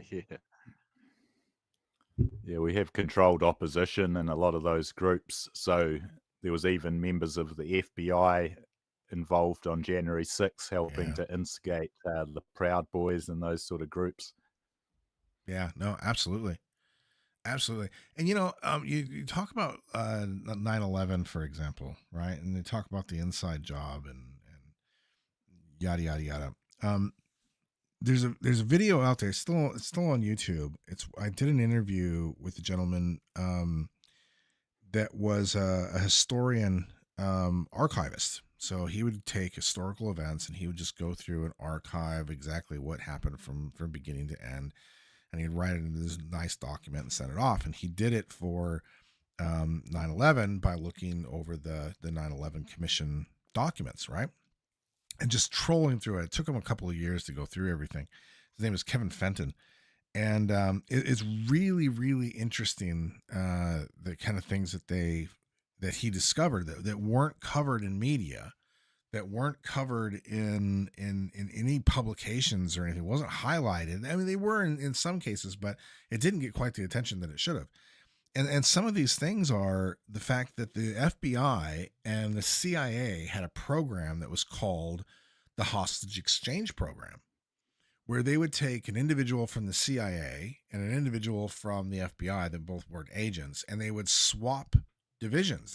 One person would go over, FBI would go to CIA and CIA would go to FBI, right? And that's what it was called, the Hostage Exchange Program. And they had information that one of the individuals that that was responsible for the coal bombing in Yemen was in the United States. He was wanted, and he was one of the 19 hijackers. So he was already wanted by the FBI and the CIA. They could have picked him up at any time. And the CIA knew that he entered the United States. But did they go across the street and tell the FBI? The lady's like, when she testified, I can't remember her name, Julius something. she said, "Oh yeah, I sent an email." And I said, "Really?" Because there is no email saying that you actually sent anything about him being in the States, even though you know, and you say in these cable documents and these communications that he was in the United States. Oh well, I walked it over there. Really? Because you never signed into the CIA building. There was all these loopholes. They knew that these guys were in. They knew that they were up to something. I mean, even if they went and picked up one guy, they would have been able to figure out everything that was going on. So, they say, "Oh no, it wasn't an inside job." Maybe they may not have planned it out, but they may have got the ball rolling and then just paved the way so they could carry it out, because that really seems to be the case more than anything. And it's remarkable. And the fact that nobody ever highlights that, like nothing. Kevin had all the documents in the report that you could look up yourself. You could download it offline. The 9/11 Commission, you could look at all the communications, all the testimony, everything. It's not like he was making it up. He's just an archivist going, "Yeah, I thought this was kind of weird." So why not? I mean, like everything else that's going on in the world, again, us chumps out here, eating the shit sandwich from crust to crust on a daily basis because we're all doing it in our own way. They don't give a damn about what goes on because they're just moving their billions around and enjoying their Armani shoes for their dogs. You know what I mean? Yeah, we're just cattle in this system. Yeah, I mean, 9/11 was just such a huge event, and it's really hard for younger people to realize the impact that had at the time, because you really felt like all your freedoms were getting traded in for so-called security, and they were going towards a surveillance state after that point because of the Patriot Act. But it still hasn't really been explained to this day exactly how it all went down, because obviously the official story doesn't add up. The buildings were falling at essentially a free fall speed, and the Twin Towers were essentially pulverized into dust. So it was pretty crazy, and there's so many competing theories that, it's become the ultimate conspiracy theory because there's so many different layers of the onion. There's the fact that there may not have even been planes involved, particularly at the Pentagon. And, there's so many theories, but of course it caused the war on terrorism and so many innocent people to be killed in the Middle East and Afghanistan. And we're still seeing that ongoing war, which is the project for the new American century. It was 7 countries that they wanted to invade, such as Libya and Syria and now Iran. 7 countries, 7 years. That was what that was what the individuals at the State Department were told. Like right after 9/11, they said, "Oh no, sorry, take that back." That was during the Obama administration. They said they're going after 7 countries in 7 years, which that's whenever we had the Arab Spring, with all these regime changes, and they were able to do what they did in Egypt, and they next one in their sights was Libya. And then, of course, what really slowed them down was the fact that the ambassador to Libya was murdered when the soldiers were left there, and the ambassador was left there to die by Obama and Clinton. Obama went to bed, or Clinton went to bed, and Obama didn't care, and they never sent anyone to save the dudes and our contractors that were there, securing all of Gaddafi's weapons. So yeah, absolutely right. That's right. They left the US ambassador to die in Libya, and of course they murdered Gaddafi when he had a huge protest in support. Hundreds of thousands of people came out in support of Gaddafi. Yeah. But in the Western media, they were trying to portray the Arab Spring as an uprising against Gaddafi. But the protesters was just a small group, less than 100 people, all with AK-47s. Yep. And it was a complete disaster. Of course, Libya was a very prosperous and decent country before that. But in Syria, you see, they would have done the same thing to Assad if it wasn't for the Russians intervening. So it was really in Syria that the Russian intervention really stopped them fulfilling that whole plan for the new American century. Yeah, true. I mean, they had an entire path of the Chinese. The Chinese went to Libya because they were going to start buying oil from Libya, and then well, they started in Egypt first. They were going to buy all the oil from Egypt. They had some deal that was in place, and then bam, they did an overthrow in Egypt, and then so they also had a deal forming in Libya that was ended. They also had one for Syria set up in Russia, and so it's like everywhere China went to go buy oil, suddenly there was an uprising there. It's like, oh geez, the political chessboard was alive and well that night. You know what I mean? Yeah. Vince, wanted to ask you. I've got an email here, and someone's talking about the use of LSD for medical purposes.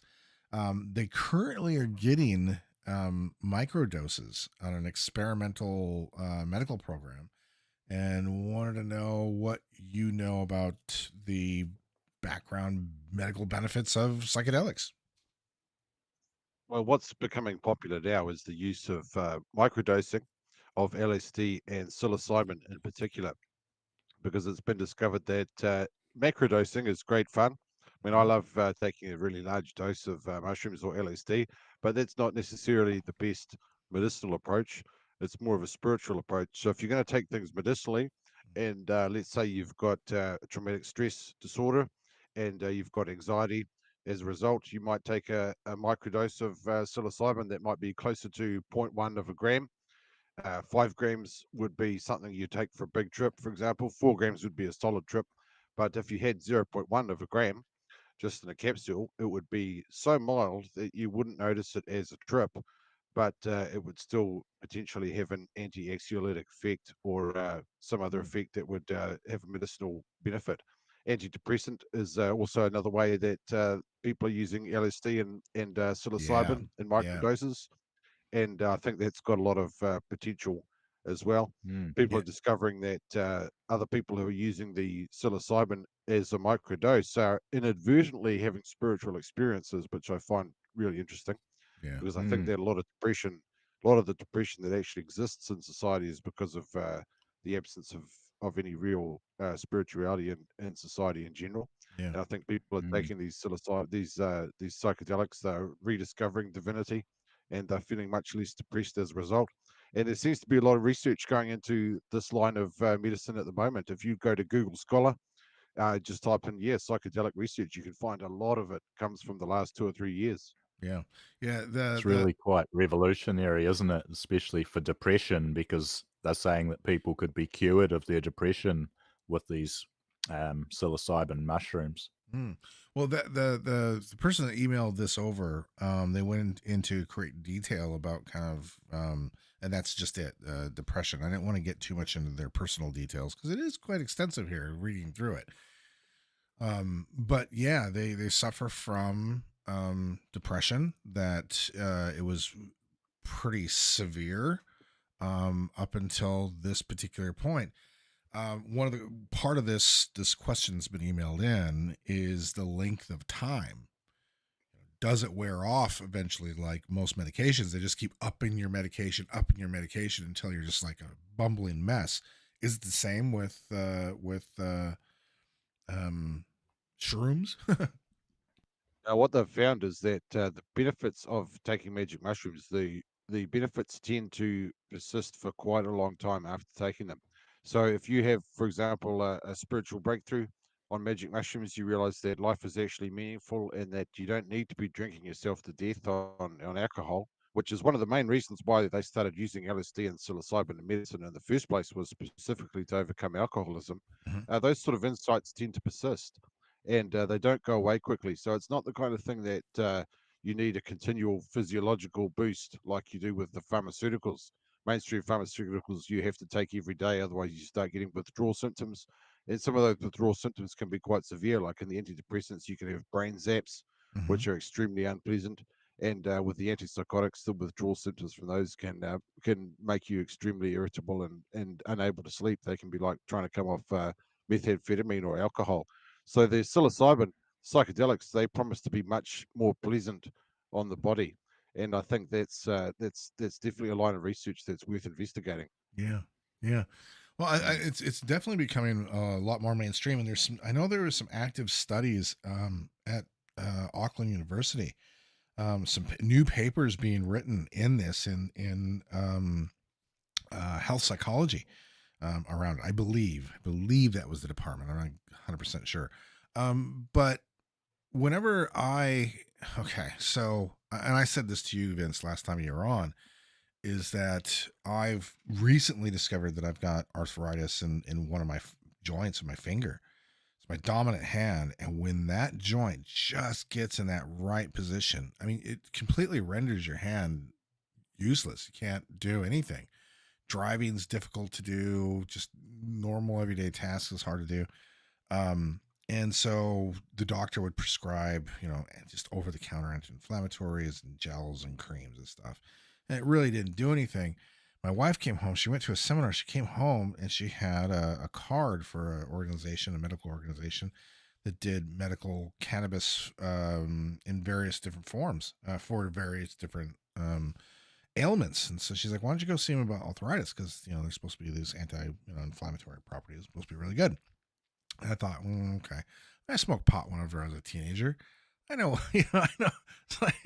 I know. We all know. Come on, we all know. I thought, all right, I'll give it a try. So I went and saw the doctor and everything and spoke to him. And I said the exact same thing. I'm just like, is this just a way to get high? Come on, really? And he's like, well, no, actually. And he went through the whole process of everything. He's like, give it a shot. So I was like, all right, fine. So I give it a shot. So prescription is, before bed, take the dose and just let it build up in your system, right? You sleep, sleep great. I just put that out there. But I am blown away the differences in how sensitive that area of my hand was with that arthritis issue before and after. Night and day. Even whenever it does kind of inflame up, something happens and it's like extreme, it doesn't last very long. It's really remarkable. And I honestly, I cannot believe. And last time I spoke to the doctor about it, he says it's the two things. It's the THC and the CBD together, that perfect 10-10 mix together that'll bring that down. And then, yeah, I would recommend it to anybody. Absolutely anybody. Yeah. And it's not just inflammation in terms of arthritis that can be helped with CBD, but also inflammation of the brain. They've found a lot of things like migraines can often be caused by too much stress, can leave you with inflammation of the brain. And CBD, THC is quite good for that as well. The somatic symptoms of traumatic stress disorders tend to be well alleviated by medicinal cannabis. The nausea that comes with traumatic stress, cannabis is excellent for that, especially the insomnia. And that's not even talking about the anxiety and depression. The psychological effects, the physical effects of cannabis medicine are strong just by themselves. Yeah. Even if you're not going to talk about the fact that getting high by itself is medicinal against depression. Yeah.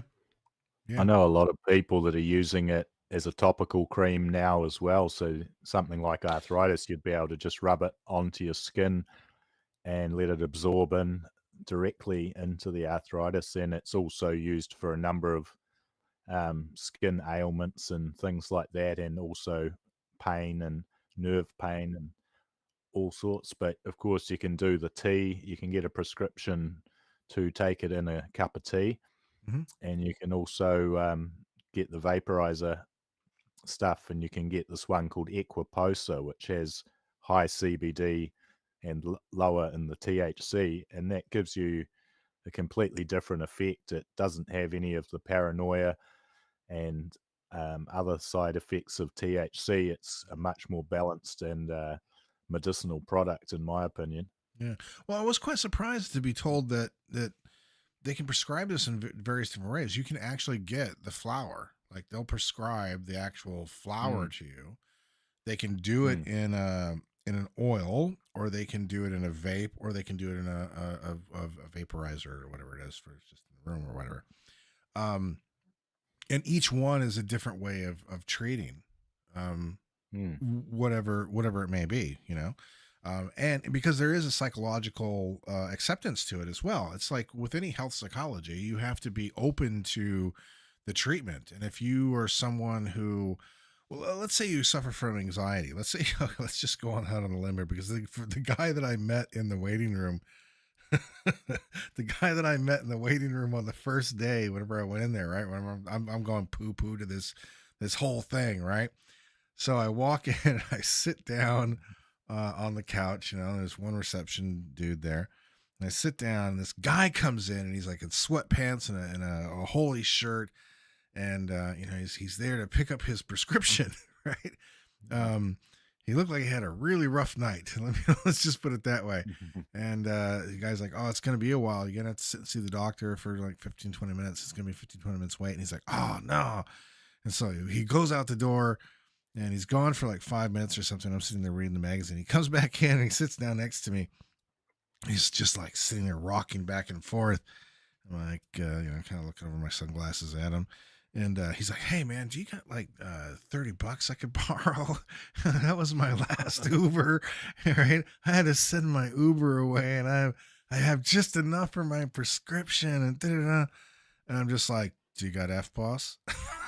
Says, I don't carry cash on me, right? And he's like, oh, no. And I was like, I don't know how to help you, buddy. I'm sorry. I would. If I had it in my pocket, I'd give it to you, but I don't. He's like, okay. But the conversation that he had after that with he the only way that he can do it, he has extreme anxiety, and he has to smoke it. He doesn't want it any other way. So he gets the flower, right? So some people, because, the way that they are, they're set in their ways, he just wanted to get high because it helped his anxiety. And let me tell you something. I'm pretty sure this guy was filled with anxiety watching him sitting there trying to figure out how he was going to get back over to the shore. With a life like that, he probably needs it. You know what I mean? So, everyone's got their own way of medicating. I know I don't like particular doctors and some of the things they want me to do sometimes.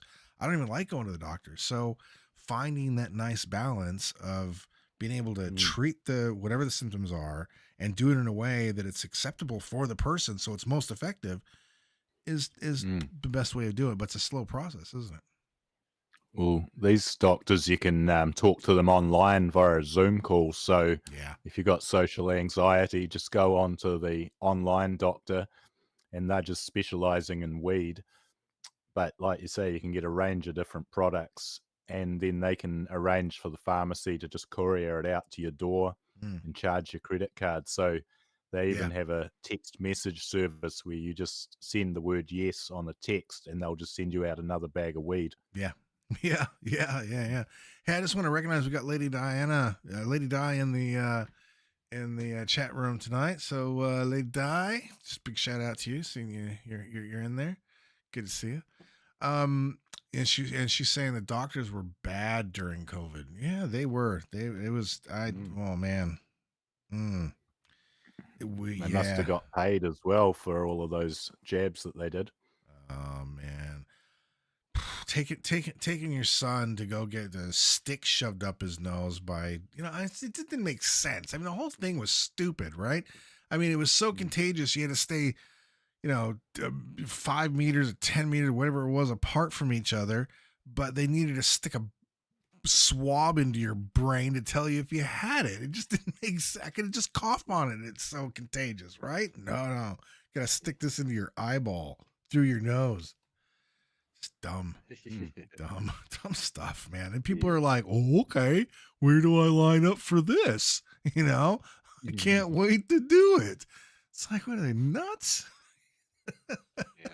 It just goes to show that if our ruling class starts a war against China and they want people to fight it, they'll have people lining up. All they have to do is say on the television, big dramas, scare people through the television, and people will be lining up to fight that war for them. Yeah. I don't know. Have you seen the videos of like the kindergarten children in China? They're like sitting there solving, really complex math equations while they're loading a clip, you know what I mean? And disassembling an AK-47 and reassembling it without looking while they're answering the teacher. You know, if we got into a war with China, they would send the wave of children first because they're going to be far more skilled than anything we got, even far more skilled than probably our defense force, right? And then they'll start with the teenagers, and then they'll start with the older men, and then they'll just send in the robots with iPhones on them. You know, I mean, we have no chance against China. Chinese problem is their birth rate is very, very low. Their fertility rate is about 1.1 children per woman. And so according to the most recent estimate I saw, their population is expected to fall to less than 700 million by the end of the century. So I don't think they've got a chance over the next 10 or 20 years, I agree. But beyond that, I think their population decline is going to be so massive that they're going to have trouble fielding a really strong army after that point. Maybe.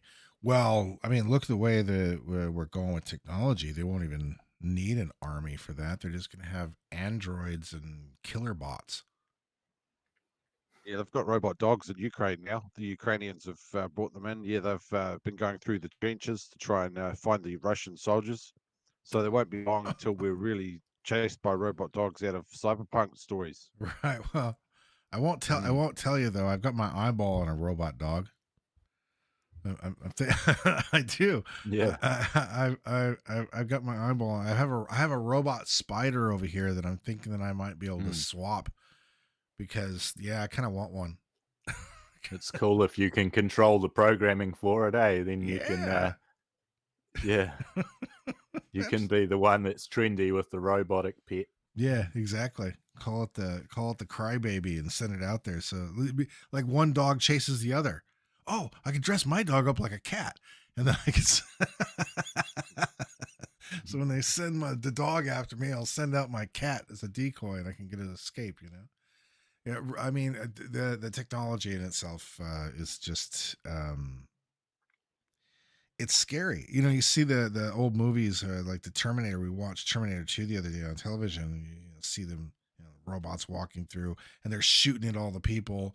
And the people are dodging the bullets, and the robots are really bad at shooting. That's not going to be the case. If it really came down to it, the robots will just. There is no hiding. We've got thermal. We've got infrared. There's no way. Satellite imagery. We're done. We're done for. Well, I saw it online the other day that the Terminator movies were actually written to be the prequel to The Matrix. So. Supposedly John Connor is a reference to Jesus Christ, and that is also the same character that Neo is meant to represent, the Messiah. But of course, in the Matrix, the humans get defeated and the machines just take over entirely. So this AI technology is definitely coming out super quick, and it's advancing, but at the same time, there's a lot of really good uses for AI because people are able to learn any sort of advanced knowledge. They can just ask the AI. So it's got a lot of benefits as well as the risks. Well, I think you guys have seen the scientific debates about whether or not, they say that the odds that what we're living in is a simulation are higher than it not being a simulation, just because of unusual anomalies like the double slit experiment. That seems to be the main one. That's like the smoking gun that we are living in a simulation when they can fire these particles at a board, and if you're observing it does exactly what you expect it to do. But as soon as no intelligent individual or no intelligent entity of any type, electronic or otherwise, is observing, it behaves in a completely random way that doesn't make sense.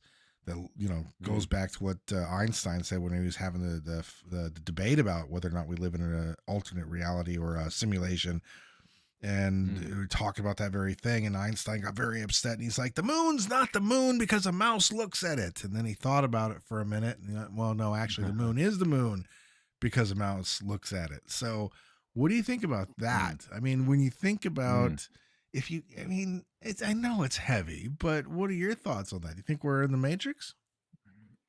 Yeah, well, it comes down to how you define a simulation, but we talk on some of the shows we've done on spiritual topics about how, consciousness is really comes prior to the material world. So you're looking at not just the quantum wave that you reference, but also the information theory. Information is permeating throughout the universe, particularly mathematical information. And this has not been dreamed up by any person. This is really a reference to intelligent design, that the universe can't have just come into reality by accident. It has to be coming from conscious direction. So that's something Vince has talked a lot about in his books. I've spoken a lot about how consciousness is the prima materia. And Erwin Schrödinger himself, the great physicist, he said that there was nothing that he knew about physics that was incompatible with Advaita Vedanta, which is, of course, the Hindu view that consciousness is the prima materia and that the world is essentially a dream. And that's basically what I believe. I don't believe it's a simulation so much as a dream, which is really just the same as the dreams that you have at night. Last night I had a dream I was in another world, and it's really the same thing as this. My consciousness was the basis of reality, and my consciousness had contents that appeared to be a material world, but which was in reality just a dream. So I think this is also just a dream. Therefore, I'm not afraid of death at all. I'm not afraid of the judgment of God or any of the religious nonsense that got pumped into my head as a child. I believe in karma and reincarnation. And so I think that I'll Yeah. get what I deserve on the other side of the death of my physical body. I have no fear. Yeah. Yeah. It is I don't know. I love these types of conversations to speculate and theorize on different things. And dreams are a big one for me. I love dreams. I don't know. I found out recently that I'm one of the rare ones that remembers his dreams. Like I can remember dreams that I had whenever I was like not even in school. I think I was like 4 or 5. I can remember. My memory goes back to whenever I was in the crib, about 2 years old. I can go all the way back, So these dreams, they typically stay with me. And I often, like I even ask my son in the mornings, I always ask him, good morning, did you sleep good? Did you have any dreams? Because I like hearing about what those dreams are and how they connect. And sometimes it connects in a way where you can't help but go, whoa, wait a minute. Hang on. And so is your consciousness just kind of, maybe the real us is out there. And like you said, maybe this is a dream. Maybe this is just one of the dreams that consciousness steps into. And when we go to sleep, we see some of the other realities that are out there, just glimpses of them, but our mind can't comprehend it. But we kind of have an echo of it. I mean, it's fascinating to think about it. And whenever you start mixing it into religion and reading religious texts from various different religious viewpoints, it kind of makes sense to me anyway. It all makes a lot of sense. That's why I don't think what we're seeing so much is the death of religion. But yeah, people have to take into account that in the Western world, we had religions already in the pre-Christian age. We had religions that did the job of religions. They did everything that religions needed to do. And then those religions were replaced by Christianity. And now Christianity has been replaced by atheism. But atheism itself, that has to be replaced by something in its turn. Otherwise, we're going to stay in this nihilistic state. And that's why I really enjoy talking about all the spiritual stuff, because I think it's going to come back. I think we're going to see a big occult revival, a big spiritual revival. And we're going to see that once people realize that there's nothing more for us in the economic world, that increasing the GDP. If we would double New Zealand's GDP, that's not going to solve any of our spiritual crises. We could increase it by 10 times. It's not going to change anything. We're still going to have these problems. And so I think people are realizing now that the economic world, the world of just making money and getting wealthy, that's pretty cool up to a point. But once you've got to that point, then there's no more value in making more money, and you have to deal with these spiritual questions. Have you? There's a program, a short documentary miniseries on Netflix, and it's by a friend of mine actually, Graham Hancock, and it's about ancient disasters. And it kind of highlights like all over the globe, these sites. You got the pyramids of Giza. You've got the Aztec. You've got these pyramids all over and he highlights one that's here in New Zealand that the initial investigations around it seems as if though this is a big pyramid structure that's buried, that's covered, which it would be, because even the Aztec the pyramids in Mexico, they were covered up at one time. You couldn't see them. They were cleaned off. They were they were exhumed, if you would. And we may have that in, and it gives he really paints a beautiful outline of the possibility that the world was completely different, but it had a technology that we don't understand and we don't have access to today to do the things that they did, and the connections and the way that the world worked back then. And if you haven't seen it, look it up, because it is really fascinating. And that would be a good one. And maybe I can get Graham in, and we could have a conversation about that particular site. In fact, would be fascinating. Because he was on Joe Rogan, wasn't he, talking with another guy about these plasma generators, these so-called thunder generators, right? And the emissions were putting out pure oxygen, which is just perfect for the environment, and they were generating a huge amount of energy out of plasma, which you could essentially create from the hydrogen out of water and that sort of thing. So if that technology ever gets off the ground, it really threatens a lot of big corporations like power companies and that, because they don't want free energy going out to the public. That's the sort of thing that Nikola Tesla was trying to do, wasn't he? Yeah.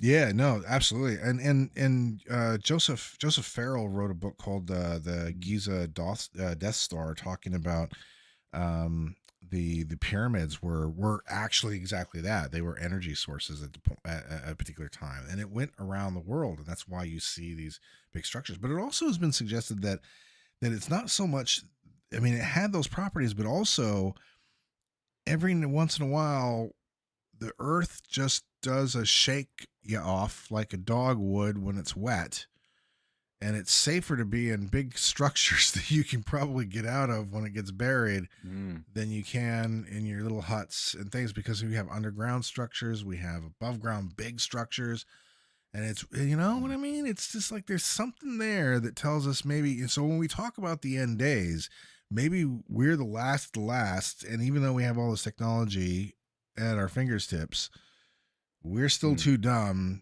to realize what's coming, and this is the end days. Who knows? Well, of course, it's the end of days for some people, isn't it? There really is like the final battle, like the War of Armageddon between good and evil.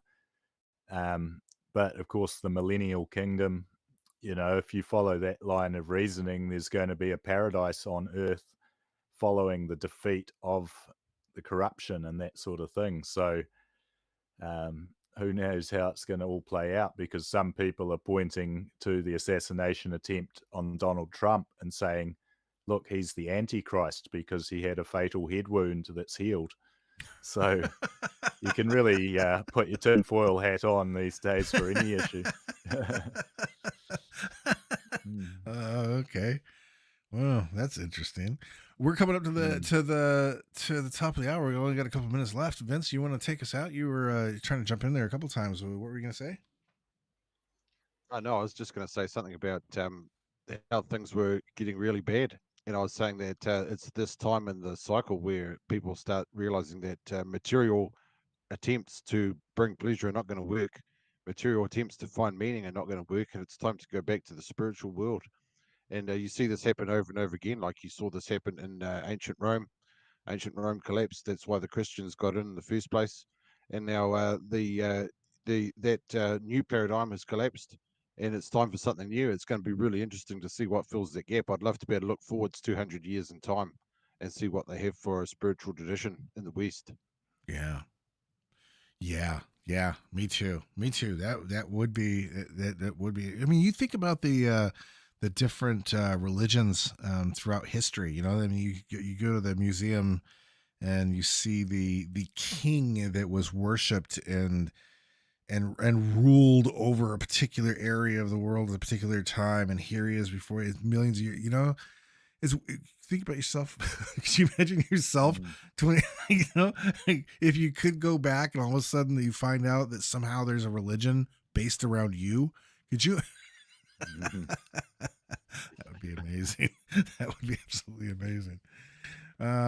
Guys, that 2 hours went by fast. I don't know about you, but it went by really, really fast. Like too fast. It's good to have a chat. We can talk a lot more about these topics. Once you start talking about spiritual sacraments like psychedelics and the uses of that, you can go on like Terence McKenna for hours and hours. Yeah. I love it. It's been good to talk. Yeah, same here. Yeah, same here. It'd be great to see, spiritual traditions looking more towards things like Plato's Republic and these Greco-Roman influences, and also the Hermetic tradition, because that's really the perennial philosophy that's behind a lot of these other religions. Yeah. So, and like you say, psychedelics could really transform society, because people could become more enlightened and more benevolent towards one another and be able to organize a much better society. Yeah. What I'd like to talk to you about again, Jack, is the psychology of conspiracism, and why people are losing trust in the mainstream media and the mainstream establishment, and why they're turning to what is being called disinformation. Why the alternative media is rising in appeal. I think that would be a good thing to talk about some other time. Yeah, absolutely. There's a whole. I honestly, I have a list of topics here that I was actually meaning to get to. I've got through a few of them, and one of them was exactly that, to talk about journalism in New Zealand, especially what's going on. So I think that we should maybe either plan for another After Dark, because it's really great doing this live thing, and I know you guys are busy daytime schedule, and I love the nighttime, so I'd definitely do that again. We can talk about exactly that. Got tons of questions around that, and pick your brain about it. So yeah, I like it. I like it a lot. It'll be great. Thanks a lot, Jack, and thanks to everyone watching and in the chat. Yeah, thank you. Yep, 8 o'clock suits me a lot better than lunchtime, that's for sure, because I stay up late. I work late, and I sleep late as well. So cheers, Internet. Thanks, audience, for listening to this. I appreciate it. Hey, guys, tell everybody where they can find your show, your broadcast times and everything, and because I would also want to talk to you about getting you in on the Underground Media Network as well, so we can get you guys scheduled out and find you guys. But where do we find you? The Alternative Centrist podcast, that's where we put our videos. That's on Rumble at the moment. We put up a new video every Sunday evening. We don't do that live yet because we're waiting for Elon Musk and Starlink to save us from our substandard internet connection. But otherwise, you can find my work at VJMpublishing.nz. That's my VJM Publishing company page. Or you can find my books on Amazon under Vince McLeod. I've got a bunch of books there. Claremont Chronicles is the one you want to read if you're interested in the topics that we've talked about tonight. Yeah, awesome. And hey, Lady Di is in the chat room. She's going, she's saying, follow me, guys, on X, Lady Di. She's going to find you guys too. And she's asking again, what's the Rumble name again? Alternative Center podcast, but the Rumble channel is actually VJM Publishing. And you can follow me on X as well, Julian Crawford, Might I Media. And you can get some links to my book on there, a book about the 2020 election in the US, and some other links on my link tree. So follow me on X as well, and hopefully we can come back and do another show sometime. Yeah, absolutely. VJM Publishing, and what I'll do is as soon as we're done with this broadcast, I'll retweet tonight's broadcast again, and I'll add in your contact details on there so people can find you, follow you, and definitely do this again. Awesome. Thanks, guys. Have a great night, and we will talk to you later. Cheers. I'm going to go have my cannabis tea now, my weed tea, so I can sleep good tonight. Yeah, I'm going to do the same, actually. Good night, guys. All right, everybody, that's it. Hasta la vista, sayonara. Bueno, bye. It's been grand. It has been fun. I will replay this on Wednesday at noon because we're going to be doing some massive shifts over here with some of the new equipment that is now finally up and going. Boy, it's a balancing act. So it's really great. So it gives me an opportunity to sit back and watch how everything goes out on the new system. So thank you, everybody, for joining us. tuning in. I know it was impromptu, but hey, that's kind of how we roll around here. This is the Underground Daily After Dark. I'm your host, Jack Harris. Keep the emails coming, jack@theundergrounddaily.com. Until next time, bye-bye.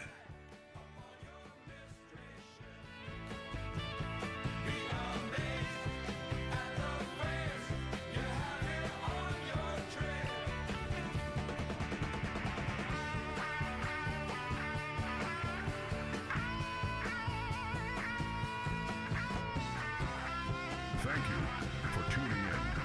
Catch us every Wednesday right here on the greatest social media platform on earth. The From all of us at the Underground Daily, It's like auto insurance we wish people you come and help you out. a wonderful night.